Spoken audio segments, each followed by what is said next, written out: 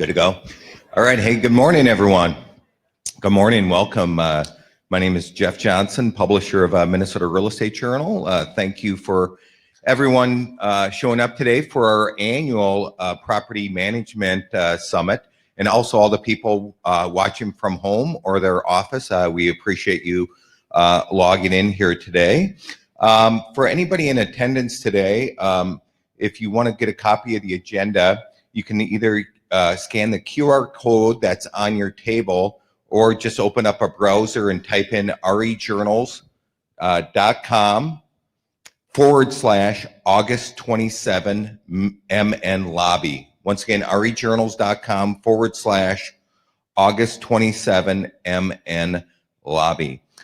Before we begin today's CE portion of today's program, I do want to make a couple of quick announcements. First and foremost, thank you to all of you for joining us today, whether you're here personally or at home.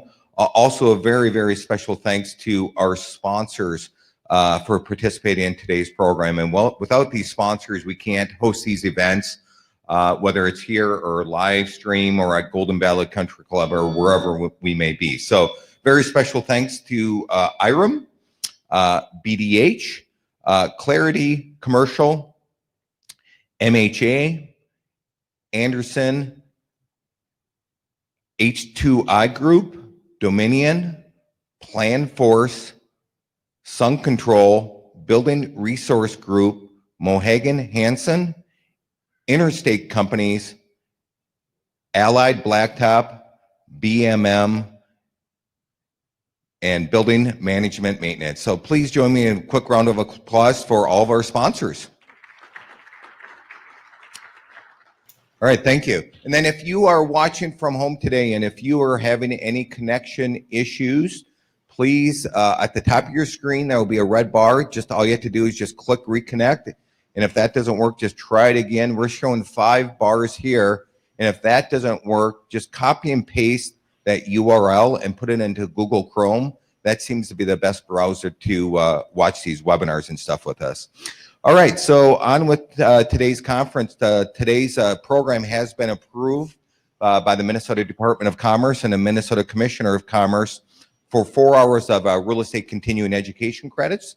And for people that are live in attendance at the event, you need to sign in and sign out, and also provide your license number on those sign-in sheets that are on your table. And then Katie will be coming around and pick those up this morning. Then at the end of the day today, you need to sign out if you need those 4 hours of credits.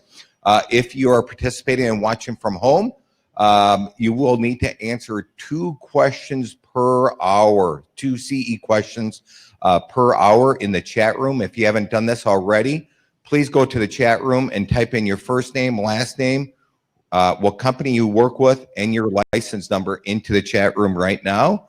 Would be terrific. So I'm going to pull up our first panel, which is I'm using off of my phone here. So our first panel is going to be a terrific panel. So we have moderating is Kirsten Jab. She's a portfolio manager with Wells Fargo. Kirsten, why don't you come on up, and the rest of your team come on up. And I know we have one of our panelists is coming in remotely. So Kirsten, it's all yours. Take it away.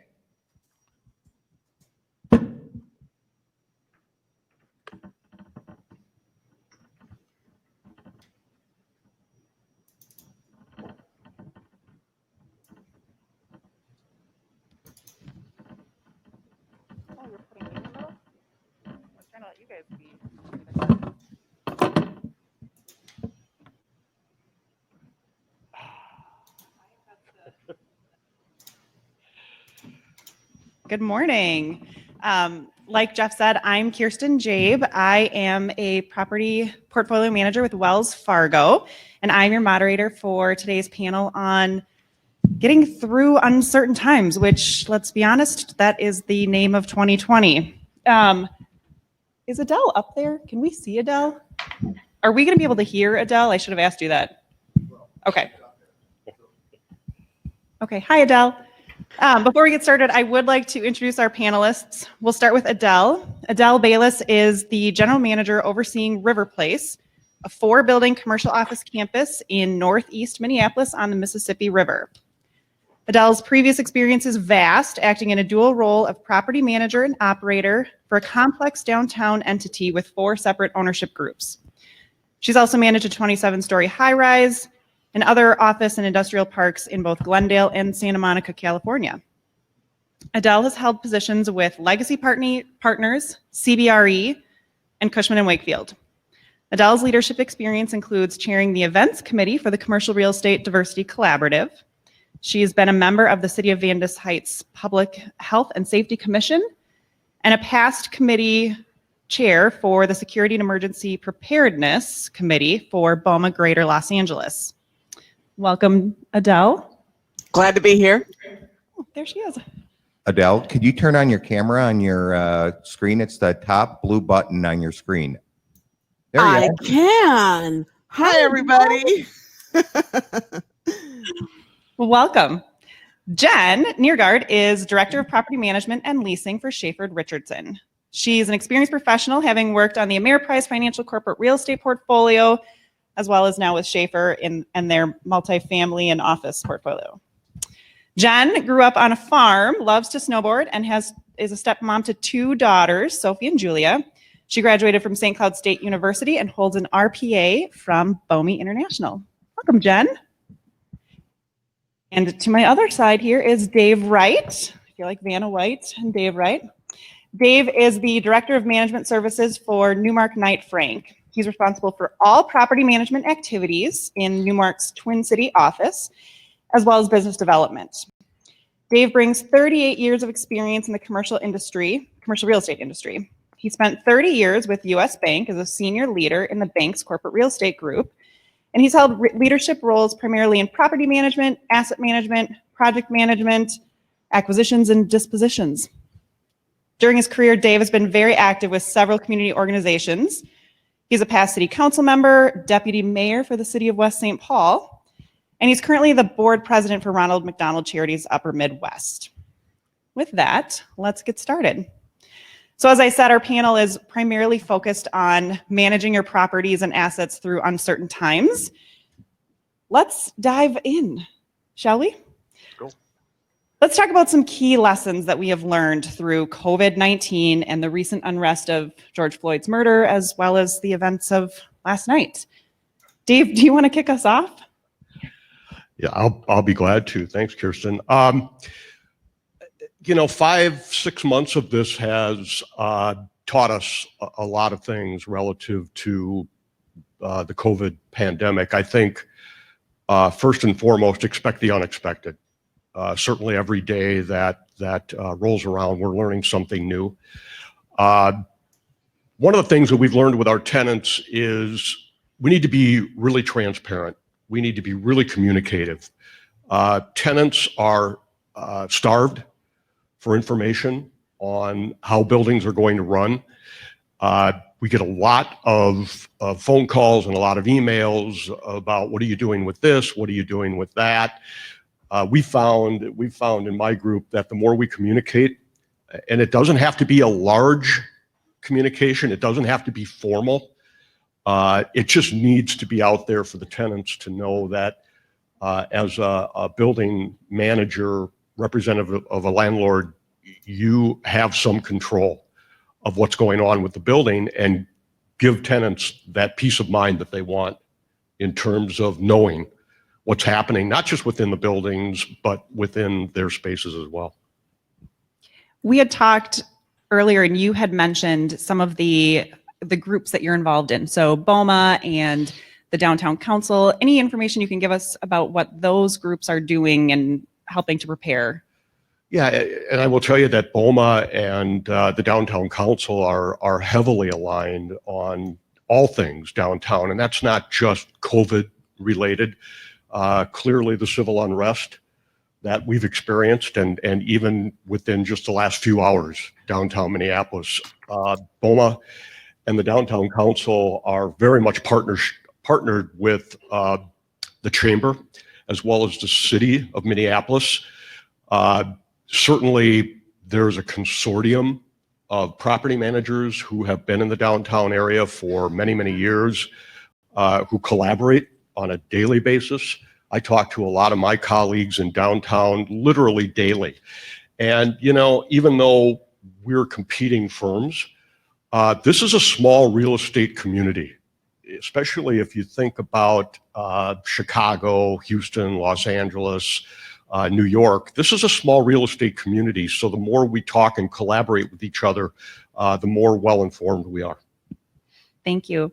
I forgot to mention that we unfortunately have one of our panelists who was unable to join us, Audrey Jansen from the Excelsior Group, is not feeling well. So we're going to try to weave in some of her comments as best we can. And Jen, are you comfortable telling Audrey's story about her amenities and being prepared and learning from COVID? Absolutely. You know, like Audrey, we are a developer. Schaefer Richardson is a developer of both high-end commercial as well as high-end residential. And so with that, we experienced some of the same things that the Excelsior Group did. As far as our residential portfolio, high-end, you're paying for the amenities and those units, as well as the amenities of fitness centers, coffee rooms, outdoor pool areas, grill areas. And when this happened specifically, you know, residents had all of that was taken away from them because of social distancing and really having to shelter in place. And, you know, I can tell you that both Audrey and then our residential partner that manages the majority of our residential assets, you know, most of those things have come back, but with those stipulations in place, ultimately reduced capacity, 6 feet apart, you know, the cool coffee machines that the residents use. There's a plexiglass in place now, and most residents are given a stylus to, you know, select their coffee, and there's holes drilled through, and they are all to bring their own mugs. So for the most part, you know, our residential partners are trying to bring that normal back. But then you look on the commercial side of things, and how did we in the past attract our tenants? It was also amenities. It was cool fitness centers, large conference rooms, TVs, game rooms, you know, whatever we could attract and give our tenants, that's what they wanted. We have a development in St. Paul, the Osborne facility, and that was one of the hottest things to attract the tenants of that asset. And we immediately shut down that amenity, and it's unfortunate. So, you know, my question is, when are they coming back? And how quickly will they come back? Will they come back? Or will tenants want to really stay in their spaces moving forward? It's really going to be, you know, hard to say at this point. Yeah, it's very interesting. Adele, I know you had some comments about lessons learned that we thought were really interesting. Can we get Adele on the screen?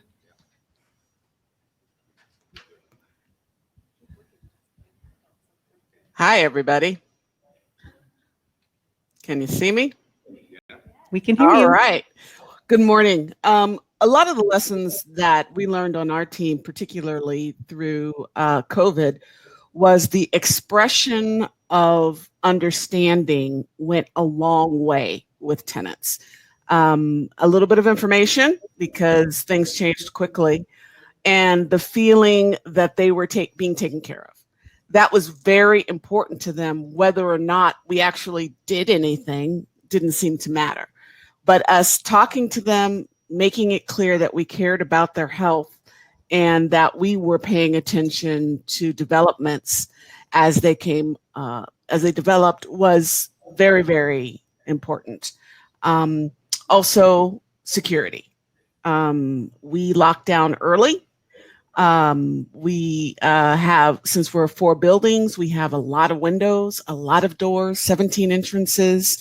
So that was very important as well. And we remain in that state to this day because so many of our tenants are not in their spaces or have greatly reduced their populations, that it's a little bit of a ghost town, and we wanted to make sure that bad actors were not able to get access to the property, and not what we were expecting were maybe smash and grabs while tenants were out, because many of them kind of left and their desks had all kinds of lovely things that could catch sticky fingers.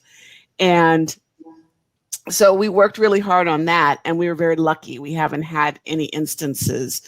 And that also has fostered just a feeling that the property is safe and that we, as the landlord and management company, we care about the occupants of the building. Very true. And piggybacking on that, because we had additional unrest last night, we had talked about our next segment would be really understanding how to protect your tenants and your buildings, which is more appropriate now than ever. Jen, do you want to talk about what you're doing to help protect your tenants and buildings? Absolutely. So, I'm going to speak both on the residential side, just because we do partner with our managing partner for our residential portfolio as well as our commercial portfolio. So we have a heavy presence in both the North Loop and Northeast Minneapolis, both residentially and commercially. And so I don't necessarily have a downtown high rise where there is heavier population and there is that potential of, a 24/7 security staff that is monitoring facilities from that standpoint. So a couple things that we did when there was the civil unrest initially with the George Floyd murder, we did board a portion of our portfolio where we felt it could potentially attract someone who thought that might be an attractive location to damage or break in. We do have some breweries. We do have some restaurants. So from a retail presence, that was a little bit more visible to someone who doesn't know what's inside that building per se. And alcohol was kind of that other factor of really ensuring that our breweries were secured and boarded from that standpoint. The other thing that we did as a portfolio, we own a good portion of the real estate that we manage, but we also do a little bit of third party. And so with that, we have an in-house general counsel. And she felt that it was imperative that once Governor Walz announced that businesses were to prepare and create a preparedness plan, that ultimately we required that information then of all of our tenants in the state of Minnesota. So it didn't matter how big or small, what type of business they had, retail, industrial, office. We wanted to ensure that our tenants were thinking about it, that they knew we were thinking about it, and we bugged every single one of them, and my managers know this. We bugged every single one of them until we got them. And it really was to protect everybody, not just, them from each other, us from them. We need to be known as a manager that is taking this seriously, and that, when an incident does pop up or a COVID case does pop up in our building, that they know we're thinking of this and we're prepared to work through those solutions when those situations do arise.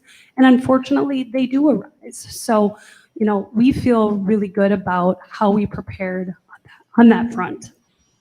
Thanks. So we've been talking about what we do when these things happen.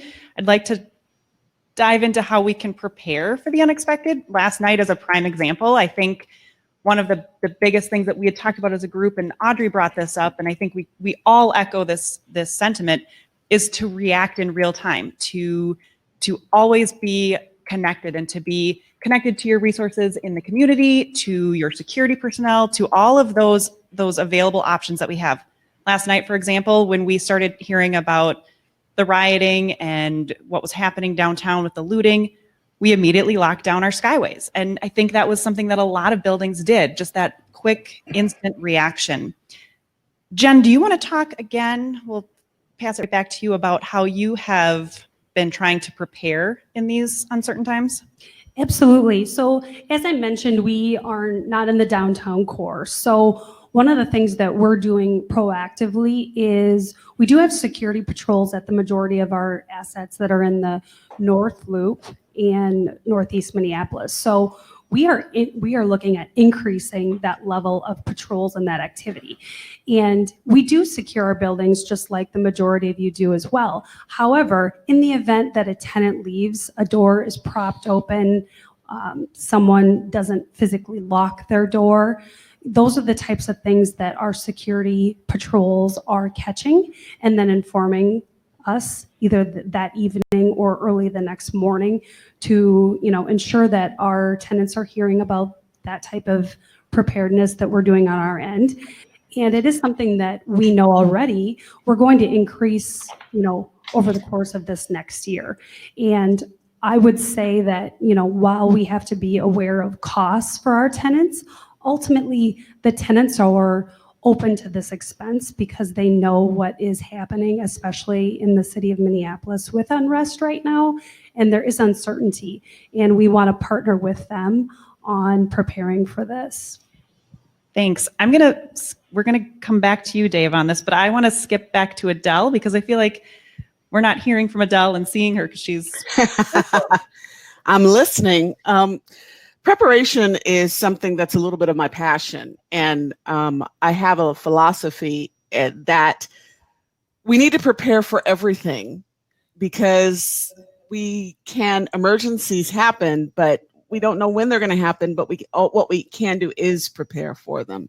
And our memories are short.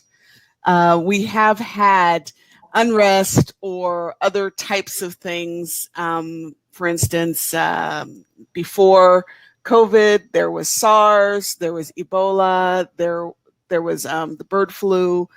Back in the 70s, there was the swine flu, if anybody wants to go back that far.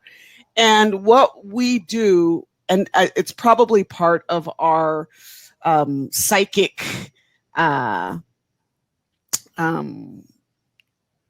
guess, is like a self-protective action, is that we forget what happens. And we had pandemic plans for SARS, for instance, and bird flu. But 10 years go by and we forget. It's a small part of our emergency plan. Our emergency plans really should have thoughtful ideas and actions for civil unrest, for pandemics, for inclement weather. Those things, in addition to fire, earthquakes could happen here. So really that culture needs to be enjoyed and brought together, because if we don't have resilient and dynamic emergency plans, then that's a surefire way for us to not be prepared. So education, passing on information to your tenants, being aware of what's going on. So if a tenant is asking you about a situation, you are aware of it. So I always recommend that people be able to have your local television to be able to follow events in real time. A radio, that's the other way. The internet is good, but if something's going wrong, there's a good possibility that you might not have any internet, but you've got a radio signal and you can probably get a television signal. So those kinds of things, you need to know what's happening, what is going on. Who are your tenants? Are your tenants going to be targets of something that's political, for instance, or social in nature? Knowing that who your neighbors are. Is there a neighbor that possibly could be a target, rightly or wrongly? If they're a target, they could indeed, you could sustain damage or injury. And in our book, even though we're property managers, I think we really need to communicate to our tenants that it's not just the buildings that we care about and that we want to be safe. We want the people inside of the buildings to be safe. And that, I think that's just a really, really basic, important thought that we can have going forward on all issues having to do with being prepared and so forth. Thanks, Adele. Dave, you had some good comments about how to prepare as well. Can I have you help us remember some of your key points? So think about us in the property management business. We are very much in the reaction business. As much as we can plan our day and know exactly what we want to do from 7 in the morning till 7 at night, it's not going to go the way that you want it to. We are in a reactionary mode. What I'm trying to get our staff to do is to come about with the mentality of peek around the corner, take a look at what may happen, try to get out in front of things, try to anticipate things.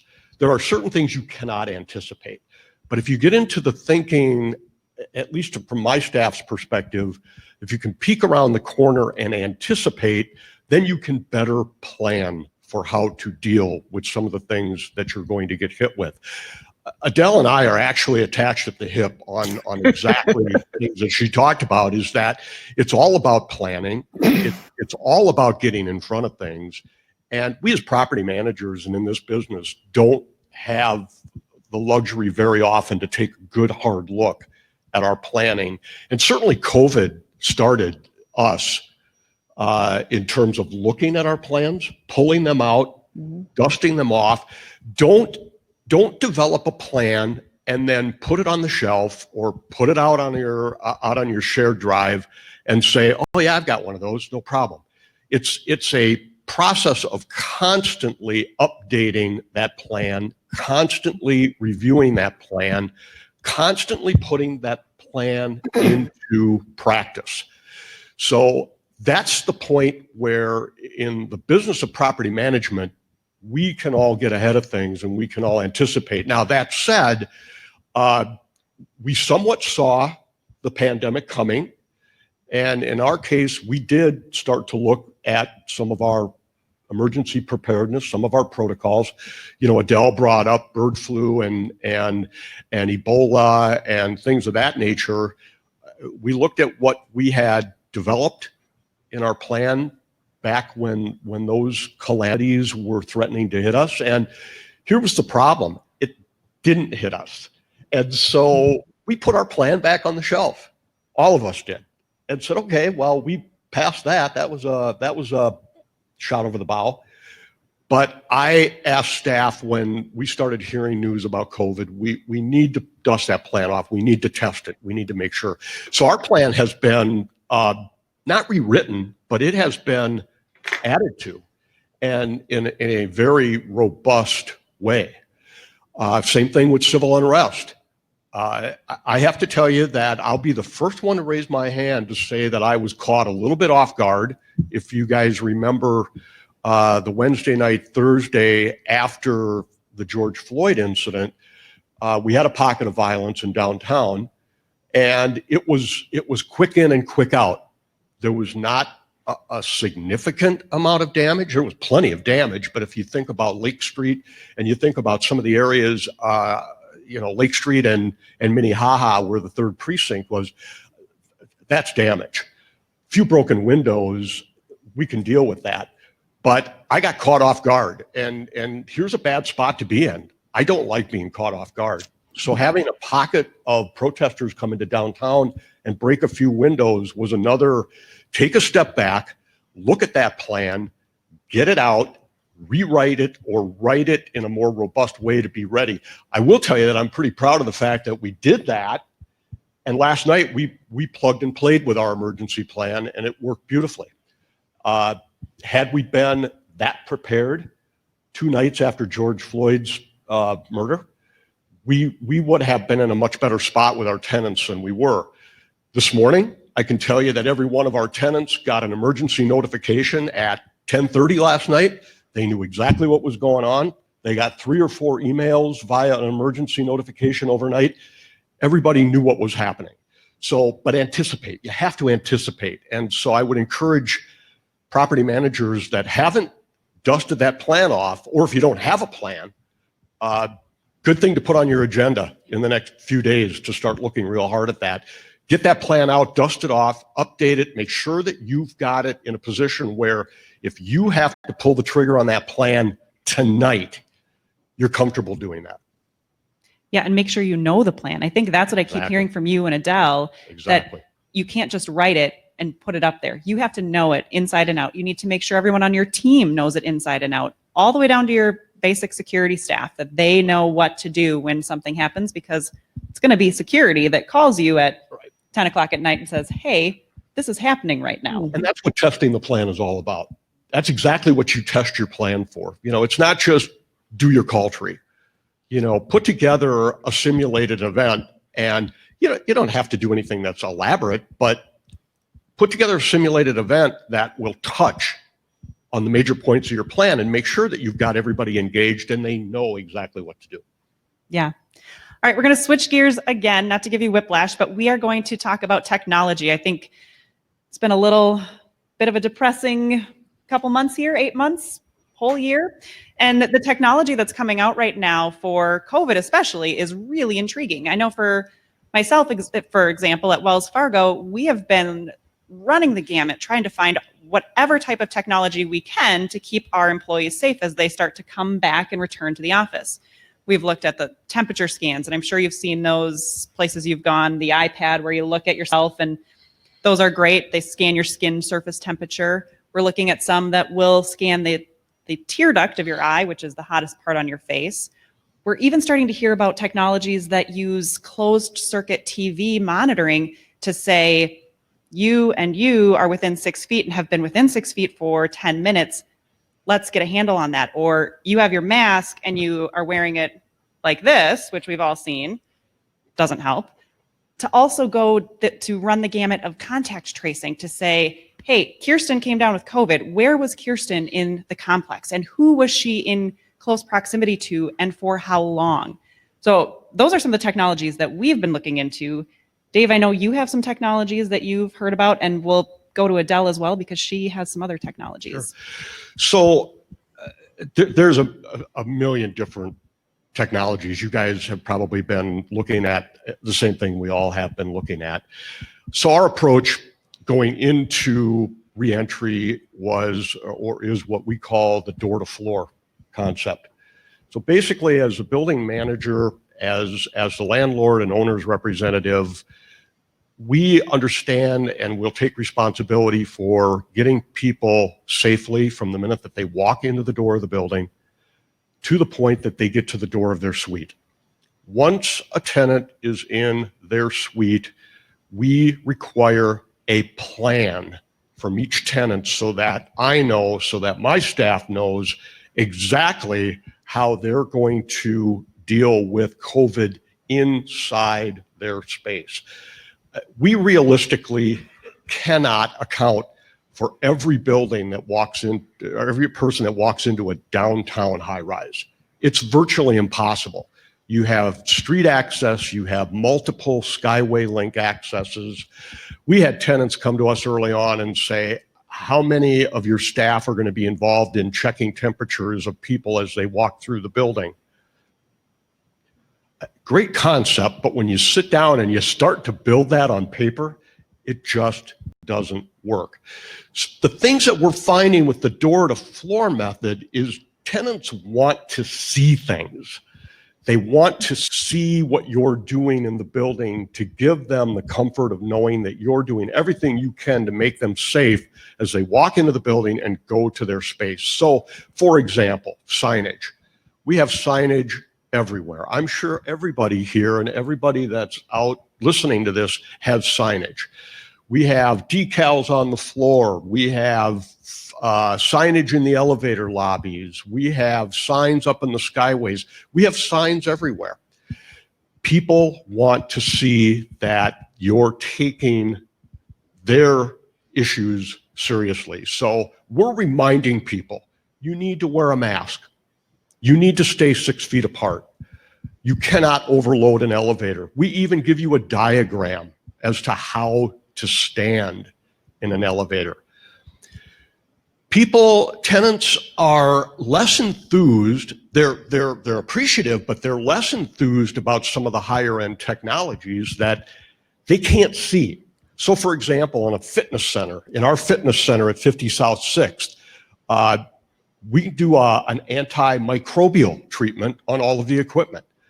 That's great. It goes a long way, but tenants are they're apprehensive about using fitness equipment because they can't see an antimicrobial treatment on the machines. So what do? We go up and we clean the fitness center much more often. We've put in cleaning materials, cleaning, the wipes. And for people, tenants that use the fitness center, that's what they want. They want to see things. There's other technology out there. I'm sure you guys again have looked at this. We have looked real hard at a UV disinfectant unit to put on the handrails of escalators. It's a little unit that you put on the portion of the escalator handrail that wraps around to go back up, and it's a UV disinfectant. Again, it's something that tenants can see. Now, unfortunately, the Minneapolis Inspections Department, the elevator inspector, has shot those down. They're out of code. We're still trying to figure out what that means. So for all of us that would like to do more of this kind of thing, don't forget that you need to just make sure that when you're dealing with elevators and escalators, you probably bring the inspector into that conversation. Things like nanoseptic film in high touch areas. Again, it's very effective and it works, but tenants aren't as enthused about it because they can't see it. They are more apt to be thrilled to see more day porters. They're more apt to want to see more cleaning people running around the building. They want to see things being cleaned in real time. And for as simple as we think about that, that's the mentality of most of the tenants. Show me. We can talk about having changed chemicals and using more of a disinfectant. That's great. Tenants feel real good about that, but show me more people actually cleaning. Yeah, I'm with you. You have to see it to believe it. Adele, you had an interesting take on technology that is a little old school. Can you share with us your take? Absolutely. Again, basics. What I think that we have a responsibility is to let our people know that it's not just us. They have a responsibility in this, and that's to wash their hands, and that's to take care of themselves. Frequently, our tenants will look to us like parents. We're taking care of them. We do everything. We're magical. And we're not. We're people too. And part of that emergency plan that you want to have is a strong component that instills in your tenants that they have the responsibility to take care of themselves. I don't take care of my tenants. What I do is I create a space where they can thrive, but I don't take care of them, even though they may feel that I do. They need to understand that I can have 10 day porters that they will pay for and eventually they will complain about. And those day porters can be going around and wiping things. One infected person touching 5 seconds after that day porter or several day porters work on an area means that area is now hot. It's a hot area and boom, somebody can get sick from it. So in spite of our day porters, in spite of our antimicrobial, by the way, the antimicrobials do work, can't get them. That's another problem. All of these technologies, everyone's demanding them right now. And the ones that may be available are the more expensive ones that your ownership may take a little, side eye at, going, okay, I'm not sure about that. So try getting touchless faucets right now. You can't do it. Toe holds, different changing out lock sets to make so that people could just have to push doors instead. Those kind of low tech, small things that you can do really are effective because along with the high tech, everything's not tech savvy. Technology that way doesn't solve everything, but get that mindset. When you train your tenants every year, there should be a very nice paragraph or section that talks to them about, hey, I love you. You're my tenant. I'm taking care of you. I've got these plans. I'm done. It's your turn. get those other plans, not just your reentry plans for COVID, but what about your reunification plans? How are the tenants doing their call trees? There needs to be an equitable division of responsibility. And so don't forget that, because I think a lot of property managers knock themselves out, hoping, thinking that they've got to do everything. But what you want to do is communicate. You want to have a plan. You want to have that plan available to your tenants on demand on your website. If you do participate in online emergency training, there are groups that do that as well. They go hand in hand. It doesn't matter that COVID hit us at overnight and that the next day people could make a decision. Think out of the box. There could be something let out by a train or a terrorist organization that may cause people to be sick in an area or at your building. Can they get out of the building? Are you going to let them out? What are you going to do? So those kinds of things, while maybe not 100% going to happen, definitely could happen. So that is our responsibility to take care of. So leverage the technology. I'm encouraging you to leverage is your communications. It doesn't really, you can't put it in. Communicate, train, not just your staff, train your tenants. I don't think I've ever heard property managers referred to as parents, but that's a really good analogy, Adele, that we have to train them and then let them do their thing. We can't control them. Let's switch back to security again, especially security of downtown. I keep coming back to this with the events of last night. And Jen, we haven't heard from you in a little while. Can you talk about what happened last night and how your teams handled everything that was going on? Absolutely. So because we weren't affected last night, because our assets are not in the downtown core, that communication still happened internally amongst our leadership, as well as communication to the managers, and then confirmation back from our security staff. So we did not communicate to our tenants anything significant last night. Now, if there would have been something, we would then have, of course, communicated accordingly. But we communicated on more than one occasion with our security staff, and then a couple different times with our internal staff. With that also, we do have a pretty diverse group of managers internally. And, we had one person on our team who was up early with his dog this morning and went and checked the majority of our assets himself. So, really helping one another out, not necessarily just looking at his portfolio, but looking at everyone. And we're all communicating then together. We are a more of a niche company, so we are able to do that.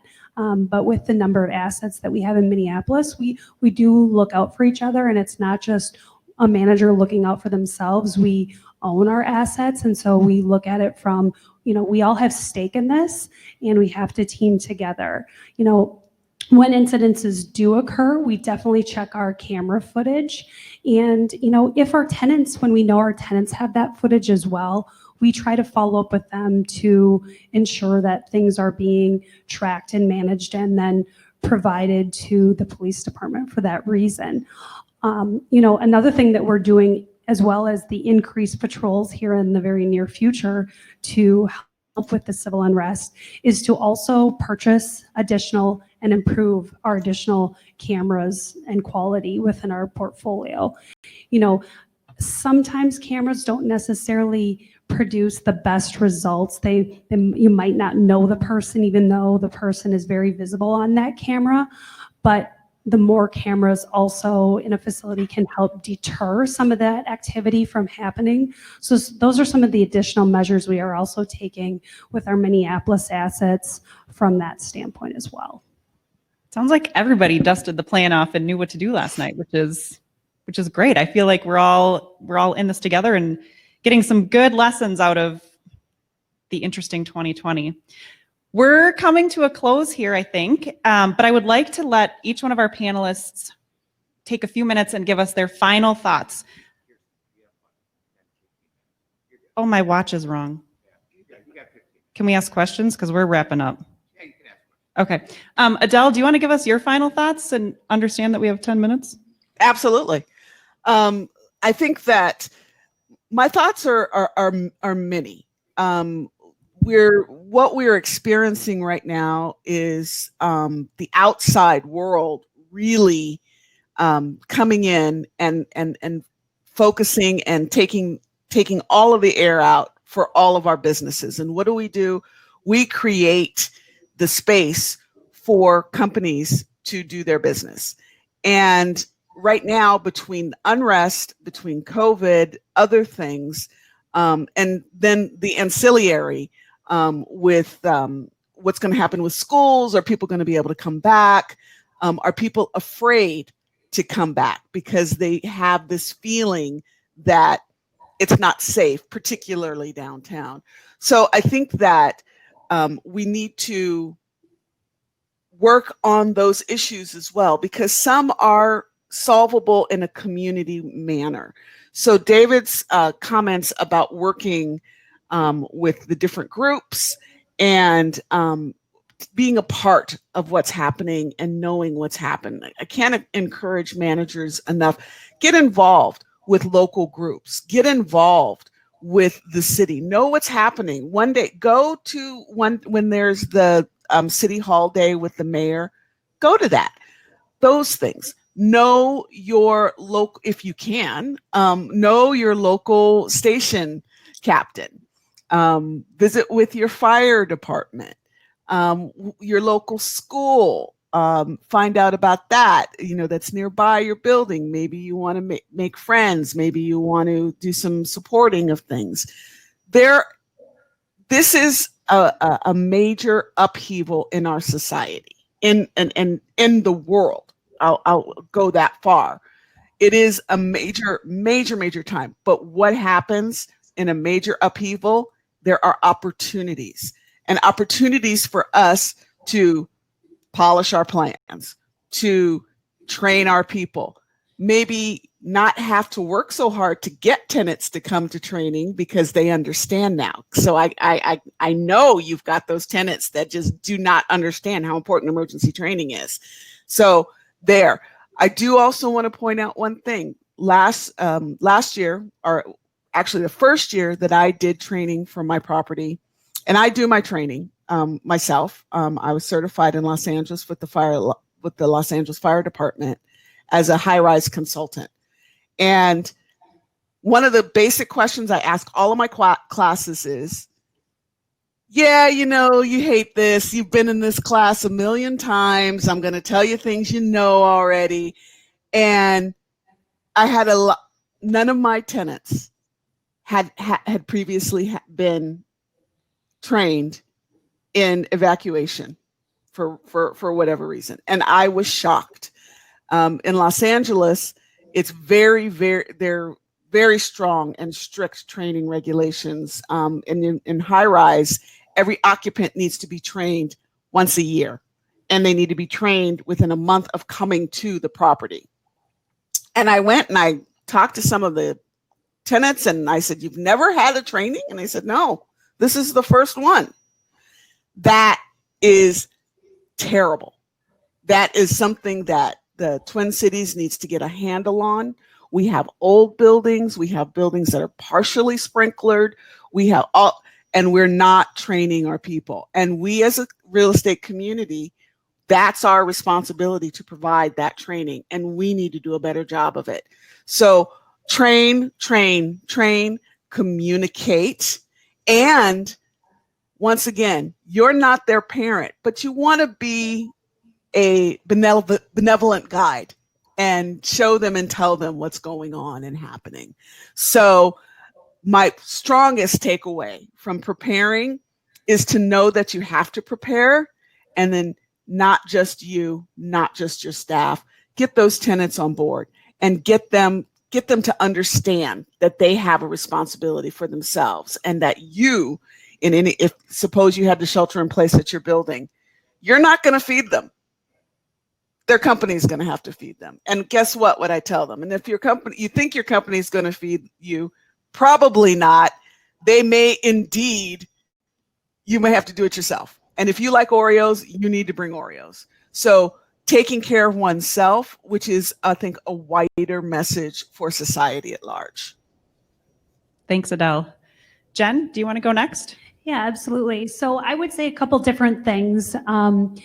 Managers have to be nimble. They have to be quick, and they have to be, they have to have the ability to be adaptable. And I remember when COVID kind of hit back in March, my team was working 15-hour days. I mean, I wasn't in the shoes of communicating directly to the tenants, but I was copied on a lot of those communications, and I was helping manage the team and then the communication back to our leadership team. And with that, I couldn't keep up with the emails and the communication and the over communication, but we felt that's what we needed to do to help prepare for this unknown. And I think it did put us in a really good position by communicating that way and getting to the buildings and posting notifications and then doing it again. And okay, now there's restroom signage to instruct tenants how to wash their hands, get to the buildings, put that up. And, okay, great, we have some arm pulls available for these assets over here. Let's test them, let's get them going. The team that I have in place was able to successfully do that and work together and communicate accordingly. And that's a big part of the success that then you can highlight and show your tenants. I was actually on the phone with one of our tenants yesterday who needed to talk to her specifically about a capital enhancement that's going to directly affect her. But, I had never talked to her personally. And she and I discussed, just that she hasn't even really been able to use her space since she moved from a previous location. And ultimately, I wanted to, like I said, talk to her about the capital enhancement, when we're going to do it and when it will affect her space. But I said, more than anything, we're not successful unless you're successful. So whatever we can do to help you through this, we're going to do it. And that's the type of landlord we are. And, she wrapped up the conversation by saying how awesome everyone at our company has been thus far and how she did not have that experience in her previous community. So that's really important. And it's important for us to reflect ourselves in that way, especially during this time frame when there is so much uncertainty. We don't know what the next, month, 6 months holds as far as COVID and what it will do to our tenants, viability, and then in turn paying us rent and being successful in our buildings. The other thing that I would say is you ultimately have to have really good relationships with all of your vendors, and having that communication, and they're responding to everybody, all of us at the same time. So once you get your order in, or once you ask for that assistance, or once you ask for them to meet you on site, don't backtrack, because if you change your mind or something happens, they're going to end up going to the next person, and then they might bump you, down the line and not be able to meet with you for another week or something. And that could be detrimental to what your need might be at that time. So I think it's really important to think about those things as we work through, the environment we're in today. I'm going to interrupt you because Jen made a really good comment, and I would love to get all of your takes. So you're going to be the final comment. Jen indicated and said that during the initial stages of the pandemic, her team was spending 15-hour days. I know my team was doing the same. I'm sure your team was doing that. Adele, everyone in this room was working 15, 16, 18 hours a day. We were bombarded with emails. Can't keep up with the emails. I would like to get each of your takes on what you are doing to stay sane during this time, because it's not coming to a close anytime soon, and we're in a marathon at this point, not a sprint. Do you want to start, Dave? So you're telling me that a 15-hour day is not normal for you? Nope. I need to come to work for Wells Fargo. It's a good place. No, here's the thing, and I'll make this quick because I know we're out of time. That's exactly right. Staffs are working hard. Early on, let's be honest, we were writing the playbook as we were running the play. It boils down to that. All of us in this room that faced COVID for the first time, we didn't have the answers that we needed to have early on. So we literally were writing the playbook as we were running the play. We're a little bit better than that now. We know a lot more today than we knew back in March or April or even 30 days ago. But the one thing that we are working on, I am working on, based on exactly that comment, is that now I am starting to work with staff to make sure they're okay. They've worked long hours. They've put 7 days a week in. Quite frankly, they get worn out. And they all have families. I have staff that have kids that have gone through the distant learning. They're about to go back into that again. The one thing that I would say is take some time, sit down with staff, make sure that everybody is okay. To the extent that they need a little bit of time, I'm wanting to give that to them so that they refresh. Because Kirsten, to your point, this isn't going anywhere fast. I mean, we're not going to be out of this in 30 days or 60 days or 90 days. You know, my hope is that I can take a reasonable spring break in March. My wife thinks I'm nuts, and I probably am, but I'm going to hope for that. Mm-hmm. But make sure your staffs are okay. Make sure that they're getting the support that they need. Make sure they're getting the time that they need. And listen. Be a good listener. And I think that they would appreciate that. I know that my direct reports appreciate the conversation. You know, even something simple like bringing in, I know this is tough, but just bringing in lunch for the group and doing that once a month and just letting everybody kind of gather in a big room and just relax a little bit. That's a big deal because we're going to be relying on our staffs for months to come to continue to battle through this. Mm-hmm. Adele, do you have anything that you want to add to that? I know you are really, really keen on taking care of yourself. I am. And one thing, David hit it out of the park on as far as the staff. But what I want to remind people is there are a lot of people who have underlying conditions or family members that have underlying conditions, and they themselves may be healthy and wanting to work, but they may be a little bit concerned, particularly if they're public facing, that they could take that back to their home. So you don't need to know because it's private information, and most people don't want to share that they have something physically wrong with them because they're seen as weak, or they think that might impact their position. So be really, really sensitive when you're talking to people and why they may have doubts or concerns about being in a position where they could get infected. So I just want to remind people that they don't know, you don't know what happened. Like my mama used to say, you don't know what happened behind people's closed doors. So you don't know. And just be aware of that. Because I think if the percentages wear it out, I mean, about 40% of the population's got some kind of underlying condition that would make them more susceptible to something like COVID and other pathogens. So the listen, I think is the best advice. Thanks, Adele. I think, Jen, if you want, you have 30 seconds. Sure. I would say just one thing, we haven't gotten together as a staff that much, to be honest, but, we did previous to COVID, and we did little fun things together. We went and sat in a salt cave once, to be honest. It was fun. It was relaxing. But, I'm making sure that my team is taking their PTO, to be honest. I'm making sure that, we're in budget season now. So, it's just one thing right to another in our world. And so making sure that people are staying sane and enjoying themselves outside of the work environment is really important. And so I make sure that when I connect with them individually and as a group through Teams, that I'm listening.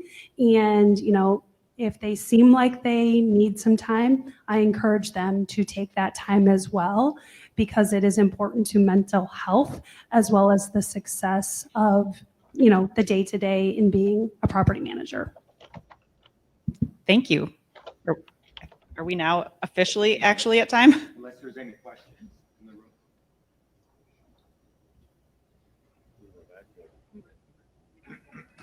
Thank you.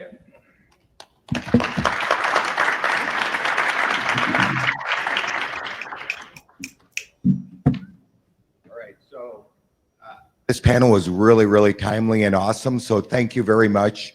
We appreciate it. All you guys as property managers and watching from home, I feel like you guys are on the front lines protecting these buildings as well as the people that are inside. So you guys have, I feel like your role has just expanded greatly in the commercial real estate community, and what you guys do is amazing. So thank you very much. We're gonna, for people watching at home, we're gonna do about a 1 to 2 minute break, go back to the lobby, and then come back in the webinar. But we'll take a 1 minute break here to kind of switch out speakers and so forth. Thank you again.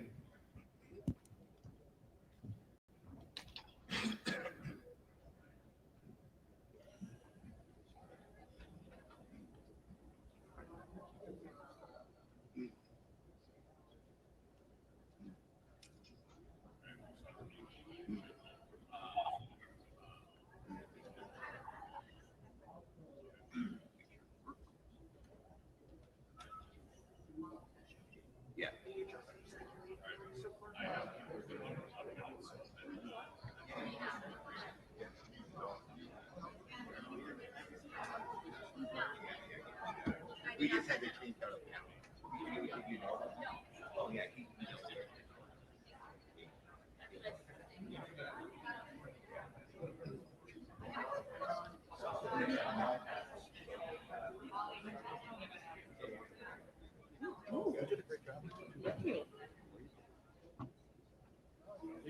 Yeah, thank you.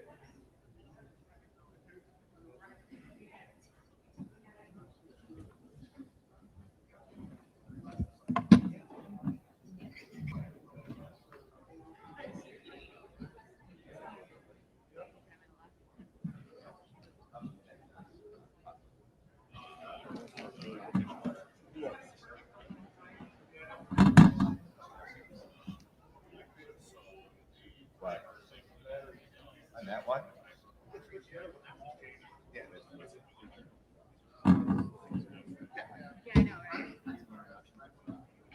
All right, here we go. Hey, Jeff, can you hear me? Yeah, we can hear you. We can hear you, Mel. All right. All right. So I know everybody's getting back online here. So we do have one slight change. One of our presenters, Hans Oakstrom, is dealing with some issues in downtown Minneapolis right now in one of his properties, the Dayton's building. So he just sent me an email about 6 a.m. this morning saying that he won't be able to be on the panel today, but everybody else is here. I got Mel as online. So I'm going to turn it over to our moderator, Deanna Kalkman, Vice President, General Manager, Hempel Properties. Deanna, it's all yours. Hi, everyone. Thanks for joining us here today. Dina Kalkman here, like you said, with Hempel Companies and also the IREM Chapter 45 President this year for 2020. We'll start off with some introductions. Again, Mel joining us virtually here. Mel Schultz is the Chief Manager at Clarity Commercial. Mel is a CPM and a Senior Vice President for IREM, the Institute of Real Estate Management. Mel was instrumental in growing his family's business and in negotiating the sale of that business to New Concepts in 2009. In January of 2018, along with the partners of New Concepts, he formed Clarity Commercial. Clarity Commercial focuses on 100% commercial properties, and Mel is committed to its growth as well as the growth of his staff and clients. Recognizing the credibility and distinction of the CPM designation, Mel began his IREM involvement in 2003 and earned his CPM in 2007. Long active in the IREM Minnesota chapter, he has served in numerous chapter leadership positions, including that of president in 2014. Internationally, Mel is currently a senior vice president serving as a member of the IREM Executive Committee. Mel is also involved with additional organizations and earned his Certified Community Association Manager designation through the Minnesota Multifamily Housing Association, and the Certified Commercial Investment Member designation in 2011, as well as MNCAR. Mel currently lives in Rosemont with his wife of more than 24 years and is the proud father of 3 wonderful children, one of which is still at home with him. Welcome, Mel. Thanks, Dina. Oh, think you're there. Tim Jackson, sitting next to me here, is the Director of Operations with Colliers International. As Director of Operations for Colliers, Tim Jackson oversees the Real Estate Management Services Division of the Twin Cities office that services over 30 million square feet of office, retail, and industrial properties in the metro area. Tim brings over 28 years of experience to his role as director, and his strong communication skills and solution-driven approach to every aspect of commercial property management helps lead the overall effectiveness of the real estate management division. Prior to his role as Director of Operations, Tim served as the Vice President of Engineering and Property Services at Colliers for 3 years. This experience contributes greatly to his new role as he brings dynamic and understanding of the facilities and operational efficiencies to each of his clients' unique properties. Prior to joining Colliers, Tim was employed as a Senior Regional Manager with Developers Diversified Realty for over 10 years, where he supervised 2 regional property managers and a facility manager and was responsible for over 5 million square feet of retail for the Minneapolis, Milwaukee, and Chicago markets. Thank you, Tim, for joining us. It's kind of a fun panel for me today because I work with Mel and Iram a lot. Hans, who's not here, I used to work for Hans, and I also worked for Tim at one point in my career, so it's a fun group for us. Our topic today is going to be why good management is important once again in our current economy. Obviously, as the prior group talked about, everything's changing. Everything we do, we once knew is changing day by day, minute by minute. So staying on top of things like they talked about is exactly what we are doing in our current economy. So let's just dive into some of our questions here. How we're navigating collection these days. Obviously, with the current COVID situation, that changed the way we go about everything with collecting rent. Forbearance agreements, deferments, tenants going dark, on the retail side. What are you doing with your tenants to make sure they're still able to pay rent? Tim, do you want to start with this one? Sure, thank you, and thanks for having me this morning. I think I speak for everyone in this room. And when COVID kicked off in March and we went to a significant lockdown at that time, I think it all came to fruition: who's going to pay rent, who's not going to pay rent. And so what we did internally right away was, as a team, got together and tasked our team to put together a tracking system and connecting with their tenants right away in terms of what's going on, what they're doing, and where they're at. And as you can all imagine, retail was the biggest one that was hit the hardest. And how do we navigate the waters with our tenants and our ownership groups to make sure they can, if they're not open, how can they pay rent? What kind of things can we do to help that or make that happen? And a lot of the small mom and pop ownership groups, even regional ownership groups, were struggling with that. But we have our ownerships, the ones we work with, we're very flexible in trying to come up with a plan right away, and then potentially long term. And as you can imagine, it was pretty loosey goosey in the beginning, trying to figure out, what can you pay, what can't you pay. And a lot of our retail ownership groups were willing to push base rent for a couple months, 3 months, pay OPEs, and just keep pushing it down, and then pushing that whatever wasn't paid at the end of that year or somewhere in the term, and getting creative about how that's going to get paid back.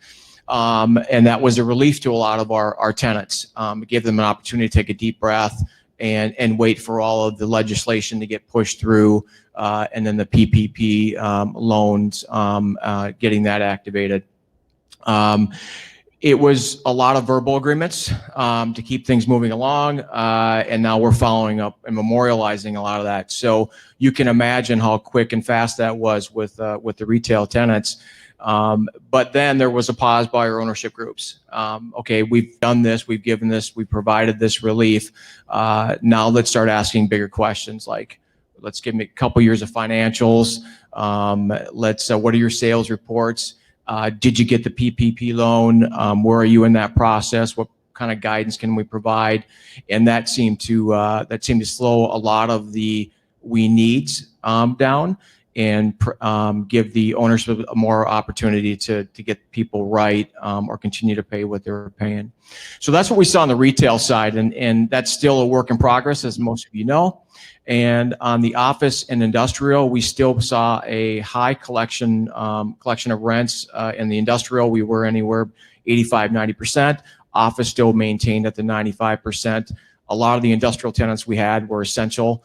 They were still able to open and operate and do what they needed to do. Our office tenants, a lot of them just went home and worked from home, like a lot of us. So we didn't see a big cutoff there, but part of that tracking mechanism was communicating with our tenants too. If you didn't know your tenants at that time, you certainly got to know them really quick. What are your plans? What do you want to do? Or what are your plans? Where are you going? And as you move to the home office. So for us, it was retail is about 40 to 50% collection rate right now. Industrial and office is anywhere between that 90-95%. So that stayed pretty steady for us. Perfect, thanks.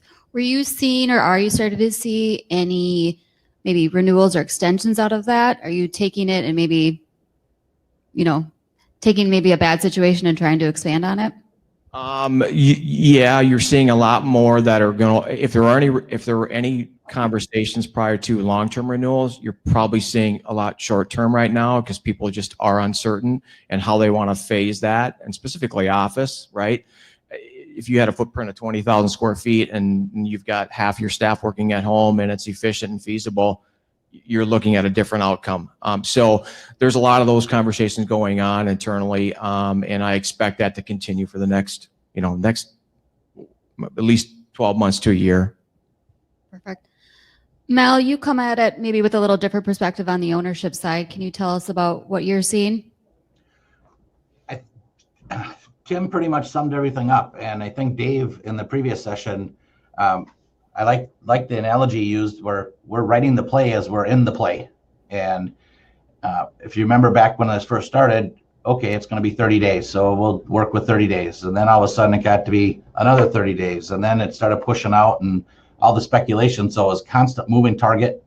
And again, to piggyback what Tim was saying, now we have to memorialize it. We've done everything from extend leases to worked with some to defer payments, but mainly they need to pay their OPEs. That's just something that the building needs to have done, and just has to be paid. The building's still got to run. And so I don't know if it was so much different. We, like Tim said as well, we had to get to know our tenants better. If we didn't know them before, boy, we sure got to know them real quick now. Going and stopping and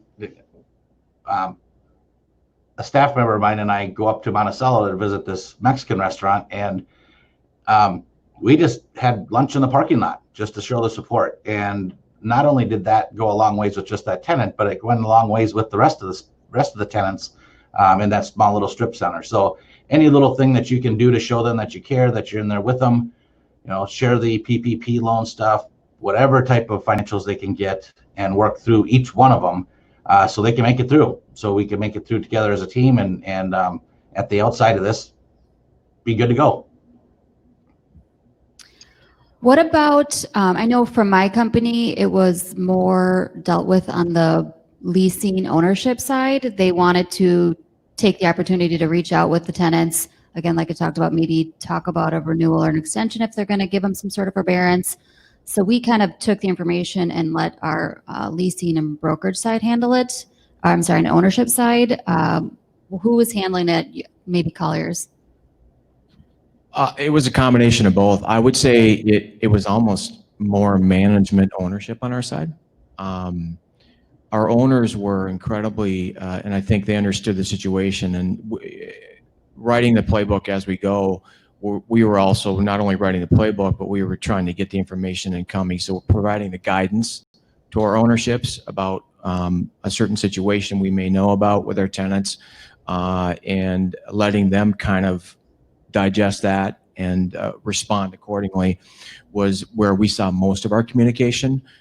There was some of the leasing in there, but I would say it was important to us with a relationship with our clients to make sure that we are connecting the dots, because they were being patient with this process too. But that's where we saw it on our side. Great, thank you. So obviously, when we're reaching out to tenants every day, trying to get their rent, one thing that we got to kind of also work on the other side is, like the other group talked about, was the tenant experience, right? We can't just be hounding them at their door every day, asking for rent. So now more than ever, that whole concierge feel is really important. We've had to take back maybe the fitness center and some of the amenities over the last 90 days. And so maybe talk a little bit about how tenant relations are so important, what you're seeing to differentiate yourselves. Mel, would you like to take this one first? Sure. This is why Hans didn't show up. He was supposed to lead this and set the table for us. So we'll wing it from here. No, I feel bad for him. He's got a lot of stuff to do. As far as concierge, most of our portfolio contains third-party management. We don't have on-site staff, very little amenities, so to speak. So our interaction with them was what we had to go with, making the calls, stopping by, and be sensitive to, of course, social distancing and everything, but really see what it was that they were looking for. For instance, the retails, working with them and the city to make sure they could put things out on a patio once the weather got better. That was huge. But any little way that we could do it, or help them be creative. And as you all know, small business owners are pretty creative and tenacious. So they're not short on ideas. So it's a matter of just needing somebody to work alongside them to figure out what will help them get to the next level and discover what the new norm is. So from the concierge part, I just think it really enhanced our relationship with the tenants just by working it through with them. Each one by one, retail, office, whatever the case may be. Don't forget, there are some companies out there that have actually excelled during this. Very fortunate that they have been able to. So really focusing on those that need the help to figure out a new creative way to make their business work, make their clients feel safe. That was the big key for us. Great, thank you. And Tim, I know you talked about a virtual fit plan that you have. Can you tell us a little bit about that? Yeah, I think so. What we did at Colliers, we partnered with a firm, and it was free to our clients and our tenants and of course the employees, in a virtual fit program where anybody could join, and it was all obviously online, but it gave everybody an opportunity. If you, in whatever workout you were looking for, it would provide that for you. We also had bring your pet to work day and a contest, things like that. So, or if you're at home working, it was easy to do. So from a Colliers perspective, it was pretty cool. We were including everyone that should be in that pool. On the concierge stuff, so that's kind of what you had to do and present to your tenants and clients. But we took there were some opportunities here, and concierge is fitness rooms and personal trainers and conference rooms with elaborate technologies is important, and it drives a lot of lease deals. Quite frankly, drives deals in some cases. So we took an opportunity in some of the downtime when everybody was working from home to relook at our cafes that are on site, where they were struggling or not doing what they needed to do and satisfying the tenants. And we remodeled them, and we did more grab and go concept, cleaned everything up. We took advantage of remodeling some fitness rooms and adding new equipment. So when everybody does come back, hopefully, all of that stuff will be in place and in a much better position. So beyond the circumstances, there's always, and I know we spoke earlier in the panel, there's always opportunities to expand and grow and make sure that when they come back, they're going to see some really cool things. When I think you mentioned in our prior conversation that the virtual fit, you're going to take that and expand with it, right? I mean, even when people do come back, this is something that you found to be successful. Yeah, I think so. I think they're finding a lot of participation in it. So I think it's something that will probably stick. If it doesn't, I'm sure it's going to be a very nominal fee if there is a fee to it. So we're excited about it, and Yeah, I think so. I think we're finding a lot of participation. Are we good? Too loud. All right, thanks, Tim. So transitioning from tenant relations, obviously with the amenities, the conference rooms, the concierge, I feel comes associated costs, right? We're all trying to do more for less. So how are we handling the tenant relations, increased costs? Obviously, tenants, we're spending more money now, right, on increased janitorial, increased security, while tenants aren't there. So it's kind of this balance of trying to provide more for tenants, but they're all going to come back and still expect a credit at the end of the year, right? I mean, it's going to be hard to tell tenants that they owe money when they weren't in the building for 2-3 months. So maybe talk a little bit about, Tim, if you can, how you're managing things to control your costs. Well, I think originally we thought when the lockdown occurred that we would find significant savings across the board in our properties. And in some cases we did, others we didn't. The building still got to function. It's still got to operate. There was a lot of incoming information relative to, filtration and your HVAC system and water usage and the lack of water usage. So those still functioned, and they had to, just in preparation for folks to come back. Our enhanced cleaning, everybody who's got specifically office, you had to put together a plan and a protocol with your cleaning company, and it had to be adding more people, adding more time to that schedule. And they talked earlier about tenants, now that are back, they want to see that activity. It's important. There's a cost to that. So, there were some things you probably didn't have to do. Maybe you didn't have to do your spring flowers and things like that because nobody was going to be there. But there's a washout a little bit. We actually found our paper towel usage in our buildings has gone way up. It's kind of gross, right? It's like, where was that usage before? It's surprising. So for us, it's we're seeing a lot of kind of going back and forth. Yes, overall, there's been some efficiencies and savings across the board.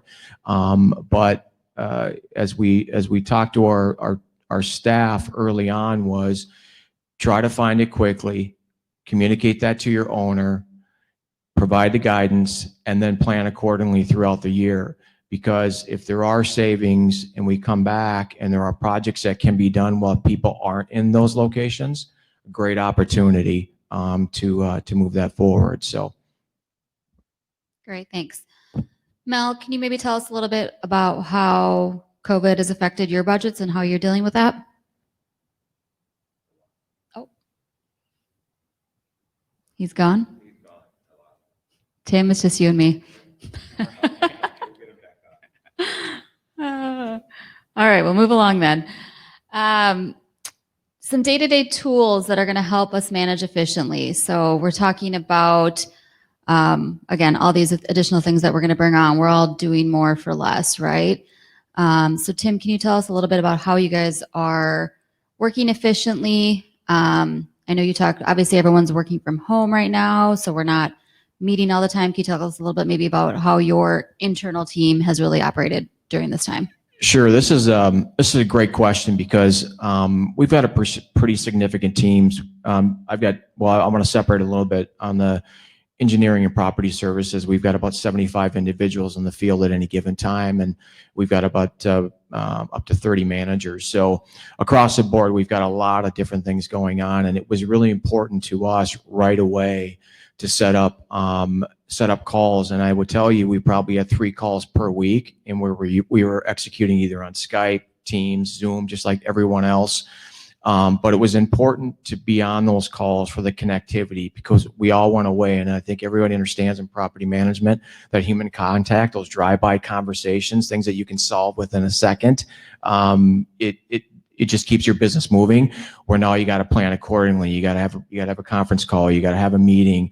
You got to have multiple emails. So we established a kind of 3-day-a-week call, and now we've since sized that down. I'm sure they're sick of hearing from me, but what it did, because the information was changing so rapidly, it kept us all on the same page. And what I would do is I would create these calls where there were different people from different departments that were on the call, because I think everybody had something to add to the conversation from different perspectives. So we were pretty quick and creative on that and making that happen. And I think that helped us a lot to get through this. We're not through it completely, but to get us in a position where we could be educational to our tenants and our clients, and of course internally it helped. Thanks. Yeah, I think we talked about in our meeting that things you used to drive 30 minutes to have a half-hour meeting to turn around and come back to your building is now, we're saving an hour at least. So, and I think as long as you're seeing people, it's not the phone call. I think it's when you see each other that really makes the difference. So I agree that I think it's something we're going to stick with going long term. One thing I was going to add, Hans had talked about the way that they're trying to manage more efficiently with Baker Center and even on the Dayton's project is third-party operators. The one thing we talked about, you can't do everything yourself, right? You can't necessarily be the fitness operator and the concierge, and we try to do everything in management, but sometimes, especially right now when we're dealing with COVID and protests, you got to just resource it out. So he's got operators for the fitness center. They have apps that they're using to communicate to everyone. And again, that's all managed through another party. So that is something that they're doing downtown. That's a great point. I should also note, since we did go, we all spread out when we went back and worked from home. I probably attest that for people that work in management, your days got longer. You woke up, you walked downstairs, grabbed a cup, wherever you are, grabbed a cup of coffee, went right to your computer, and you were glued to your computer all day long, all night. And part of that is, it's not necessarily just you, it's what people are dealing with. If you've got parents at home that have to homeschool and get that set up, you might have people that work in the morning and then others that work at the night that have the time to do that. So from a leadership perspective, your day gets longer, and that's just the reality of it. And it may just be that way for a while. But we found we were incredibly efficient, but they're long days. I'm uncertain if that's sustainable, but but people were glued and answering and connecting with people all day long. I agree. I mean, you're just connected all day. We used to always have our phones, right? But now, I remember it'd be 6 o'clock and I'd see an email where normally I'd be like, that can wait till tomorrow, but my computer's up. It's already in my office. I might as well just go respond, right? So you're constantly working. There wasn't really the turn off aspect of it. So dealing with tenants. Oh, hey, Mel. Hey. Hey. Can you hear me now? Yep. Could you hear our last question about managing? I did not. Okay. We'll just go on to the next question then. So we'll bring you back in now. We're talking now about managing our contractors, our vendors. Again, we have tenants we have to deal with, and that's one aspect of our job. Obviously, the other part is all the vendors, all the contractors coming into our building, and how we're dealing with that. We have obviously the masks are enforced right now, but when you have a third-party vendor coming in, sometimes it's a little different on how you can deal with that aspect. Tim, do you want to give us your thoughts on that, how you guys are dealing with it? Yeah, absolutely. So like everyone, we're writing protocols for our reentry. Not only are we writing them for the building, we're supporting our tenants, understanding their plan, and now we've got to communicate and understand our vendor and our contractors' plans. And that wasn't always easy. There are different levels of folks in the market. Some are smaller shops, larger shops, are putting their own protocols and they're sharing with them. They're telling you what they're going to do. Others are slightly loosey-goosey. So it's reminding them as they come into the building, and not to mention that with the mask mandate now, it's pretty simple, right? With all the signage, at least at the very limited basis of what they need to do. that was a bit, I wouldn't say a struggle, but that was something to educate, because again, we're educating ourselves and we've got to provide guidance to them to make sure that that happens. Not to mention, you're working with your tenants and any vendors or contractors they're having coming into their space. They've got to understand the protocol too. As someone mentioned, once they get into the tenant space, that is the tenant's responsibility. We're going to require that they have their own plan at that point. But it's a work in progress. I think in some cases, most people understand it today, but you're still going to get those that are out there. You have to kind of, push them along. So. Yep. Mel, do you want to talk maybe a little bit about IREM and their standpoint, our standpoint on screenings? Yeah, that's honestly one of the best things I think that's come out of this is the resources that that IREM, the Institute of Real Estate Management, has put out. BOMA did the same thing. I know Cushman did, JLL did, put out these standards and these protocols that we're using that we can use and share with our clients so that they know we're taking this seriously. We are working with them. I keep going back to the ASHRAE HVAC requirements and the janitorial requirements. And if a property manager is able to do what they want to do with their property, you found out that these requirements are already things that were in place. But now you need to explain it to people, let them know, hey, we're doing something, we have been doing something, and make sure that they understand that you've always had their best interest in mind and those systems are in place. They're kind of figuring this stuff out as well. I got an email yesterday from a tenant saying, can you tell me what the air distribution rate or MERV is for the building? Well, that's two different questions. So I had to just walk her through it, educate her on it, give her the very high level elevator speech type thing, but help her understand. And that just went 1,000 miles for her. Much appreciated it. You just let them know it's a crazy thing, and there's stuff out there that we don't necessarily know, but I'm getting smarter with it. So having those resources has been just critical, helps us get smarter. I know with our team, we're trying to do as many webinars as we could when things were going on, keeping up with the changes and those resources, particularly with IREM, obviously, but it's my main resource. They just did a fantastic job. And that was stuff from across the globe of how people were working with things. Thank you.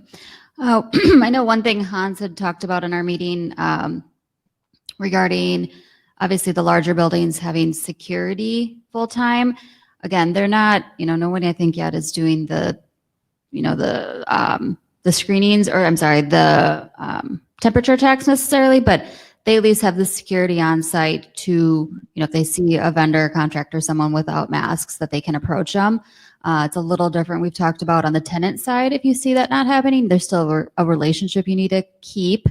And that's kind of more of a sensitive topic, but with the vendors, they are at least there, at a larger building to, follow up with them, reach out to them. Again, I'm at more of a multi-tenant suburban office building, so we don't have the security to do that. But at the larger buildings, that's definitely in place. So moving on to technology, we've talked a little bit about it, but obviously technology is changing, very quickly these days. I was telling Tim, if he remembers back about 13 years ago when I started in the industry, we'd have Filing Friday and we'd all put all of our pieces of paper out all over the floor, put them all together, double hole punch them and stick them in the tenant files and the vendor files. Those days are long gone. We're paperless.